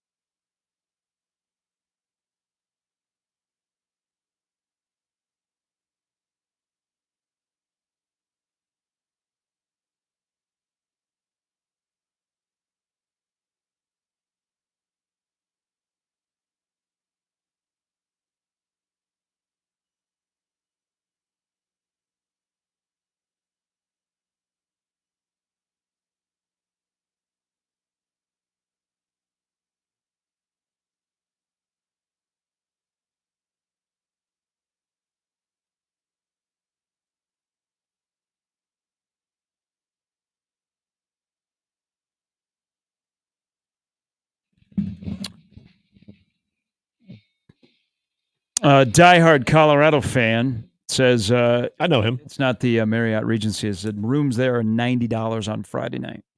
$90? So I don't know where Colorado is staying. But, yeah, that would be. But there are teams that will stay in Omaha because they don't want the distractions in Lincoln. Mm-hmm. But there are, like some will stay at the Graduate right downtown, which you can walk to the stadium. That's where Jim Harbaugh in Michigan stayed. It's not the Cornhusker. What is it called now? It's like is it a Marriott? But they turned the Cornhusker in Lincoln into the Marriott. It'll always be the Cornhusker to me. Marriott, yes. But it's still called the Cornhusker? No, I'm saying it'll always be the Cornhusker to me. Yeah, I believe it's the Marriott, though. I think that is where UTEP stayed because they came that way with their 4 buses and the police escort. So I don't know if you want to stalk CU. I'm not sure where they are at. You'll see if they bring Ralphie. I just think it would be kind of funny if somebody got their grubby mitts on a fire alarm around 4. But see, here's the problem. That's kind of counterproductive because it's a night game anyway. So it's like, okay, you go back to sleep and then you wake up whenever. It's fine. Who will be under the microscope more on Sunday morning? Shedeur Sanders or Dylan Raiola? Under the microscope, I'm hoping it's Dylan Raiola. So I'm going to tie this in. I'm vibing with you. We already know what we know about Sanders, but it would help to win a big game on the road. Yep. Or maybe it doesn't. I don't. But for a guy that's starting his second game, who showed up, and one thing he did that I will see if things speed up for him on Saturday against a better opponent. Again, I think Colorado on that side of the ball is better. Their talent is better. I like Woods at linebacker. I think they have 3 defensive linemen that are pretty good. My biggest concern, where I think they have downgraded, I think they've downgraded at running back. I think they've downgraded on the offensive line. But on the defensive side, I think they've made some good additions. And they're going to look different defensively this week than they will later in the year when attrition, all the injuries kick in. But we know what we know about Sanders. We're going to learn more about Dylan. But one of the things that stood out is his reads. So Nebraska must go, and I need to ask this question, their progressions must go right to left. I said this about the run game. I hope Nebraska doesn't get right hand heavy because they like that side. Yep. I hope they don't get right hand heavy with where they're throwing the football. But Dylan must go. They must go right to left. But the thing that he did, he was able to get through 3 progressions in about 2.5 seconds. So he's bam, bam, bam. What happens if he gets some extra time? What does that do? But I went back and Aaron Murray's got a great breakdown on Dylan that I was following along and watching a couple of plays he broke down. Dylan's ability to process things quickly. Like I think he went through 3 levels of progression like in 2.5 seconds. That's pretty impressive for a kid playing his first college game. So I don't know what happens if he gets sped up or he gets 4 seconds to go through things. Yeah. But I think we will put the freshman quarterback making his second start more under the microscope of where this is going. And then I'll give you another thing. Why can't you compare their performances? I've seen that a lot about, well, you know what? You got an NFL guy and who's been in it for a while and you got a guy making his sec. Why is it not okay to compare it? Doesn't the guy that's playing in Nebraska want to go where the guy at Colorado is right now? Yeah. And that's first round of the NFL draft? Yeah, that's where they're projecting. I mean, and that's I guess early in the process, if you were to go back and you got to go all the way back to the Jackson State days, but of looking at Shedeur Sanders as he evolved and matured at that position at the collegiate level, but it's probably a hard comparison to make considering the competition that you're playing out of the gate as a freshman like Dylan will be compared to Shedeur Sanders. Shedeur Sanders got himself in I think a pretty decent situation to where the evolution of him as a college quarterback, by the time he got into Power 5 football a year ago, he already had some pretty good experiences, albeit not at the Power 5 level, but at least a pretty good understanding of, what to anticipate and the speed of just the college football game overall. It's kind of what I've hinted to over the last few weeks of it's okay to have a little bit higher expectations for what Dylan did. You bring up a great example right there of a true freshman quarterback making his first collegiate start, processing it really quickly. There's another part that, and I think this was on the ball that Jay Moore brought up yesterday. I noticed this throughout the game too. On top of the way that he processes and goes from right to left, looking at his progression, is also moving defenders with his eyes. That was another thing that I noticed in that throw, that throw in particular, where he's looking a defender off, then coming the other way with it, and the ball's there on time accurately. So little things like that, when you show that early on, I have no problem comparing a performance from a guy who's only making his second start to a guy that is making, several starts later, because they possess similar skills. They possess NFL quarterback skills. One just happens to be a little bit earlier in the process than the other. Kenny says, because now we're on to this. People want to know where Colorado's staying. Why did I think we would somehow let this go, folks? I knew we would. You knew better. That's just crazy. What you guys don't know is they're staying at the American Inn. Just over by Westroads.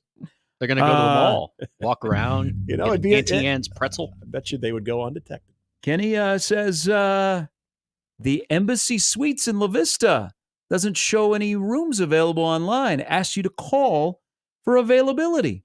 Now, that is a very popular visiting could be convention team hotel. They got lots of space. They can go to Smash Park. They can go to Doe, have a late night cookie. Maybe Prime is going to go to Chard. You know what? Maybe you wake Chard up. ain't bad. Maybe you wake up Saturday morning. Let's go to Costco. Hey, maybe you wake up Saturday morning and Travis Hunter is doing a TikTok as he's going through Starbucks right there. Get this pumpkin spice Maybe latte they go on. over. Maybe they go over across the street. Is it Summer Kitchen? Yes. Okay. Good Which place. is right there. Yeah, very good place. I need to write this stuff Maybe down. Colorado goes to Hooters. They could be a Hooters team. What if they go to Alamo Draft House Friday night for a team movie? Yeah, watch film. Let's see Husker what's on. Nation, you need to be there. Mm-hmm.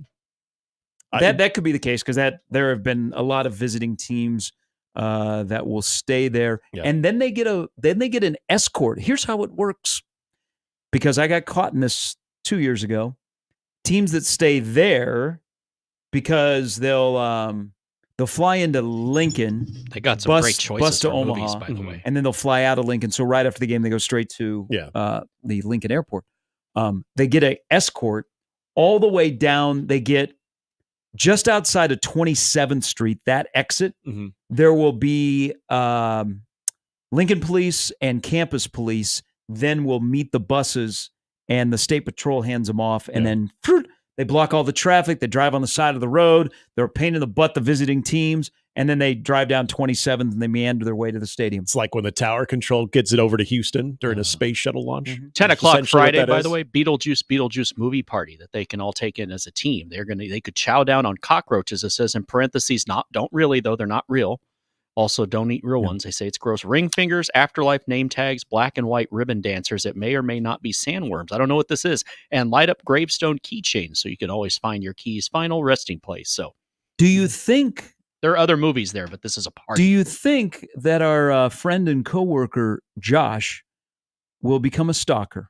If that is the case, if we have figured out where Colorado is going to lay their heads down in the state of Nebraska on If he does, Friday night. he'll say it was his son who wanted to get a glimpse, not him. Yet it will be more Josh's curiosity. They could also watch Deadpool and Wolverine or Alien Romulus. I bet you that's where they're staying.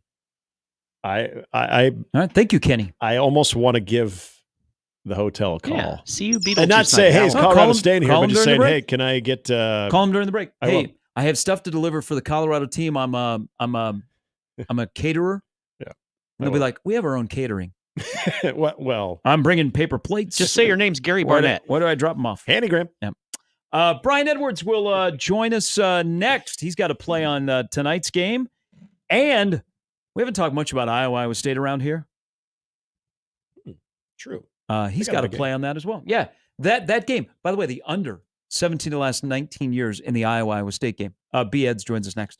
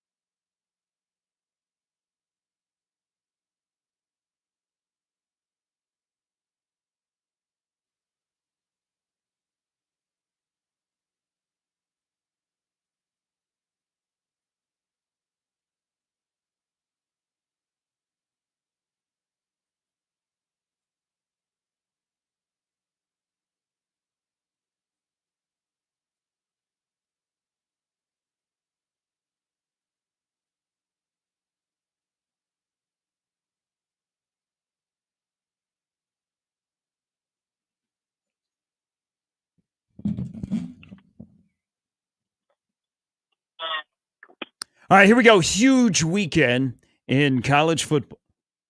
Just hang up on him? We got. Now I'm here. No. We got. Right, We got not you. fine. Nick is trying to make a reservation at the hotel where Colorado is staying before the game on Saturday. She asked me if the football team has a block of rooms. Like, well, you got to tell me. Long story, B. But great week 2 slate, including Nebraska, Colorado, Texas, Michigan. And the NFL kicks off tonight.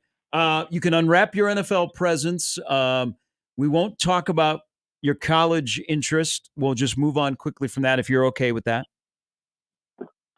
I mean, it's bad down there, man. Couldn't get any worse. Well, maybe actually, I don't know if it's rock bottom yet. Yeah, you're right. It can get worse. So we'll see. Let's start tonight. This is interesting because the last time they played in the FC Championship game, Baltimore was a 4.5-point favorite. Kansas City will kick off tonight at home as a 3-point favorite. They've just played one game since then, and that was in the Super Bowl. There are nuggets out there about Lamar Jackson against the spread opening game, what Patrick Mahomes does with Andy Reid on the opening game. How do you see this line? What do you like with the kickoff to the NFL season tonight? Yeah, I know Lamar Jackson's 12-0-1 ATS as a regular season underdog, but unless Joe Burrow's playing for the other team, I can't turn Mahomes down at -2.5 or 3 at Arrowhead. So no big explanation other than that. I got the Chiefs -2.5 or 3 at home. College football slate for you. Let's go with Tennessee, NC State, which as we're watching Colorado, Nebraska, another game that'll be going on in the evening. As far as getting the Vols at either laying 8 or 8.5, you feeling good about Tennessee and NC State?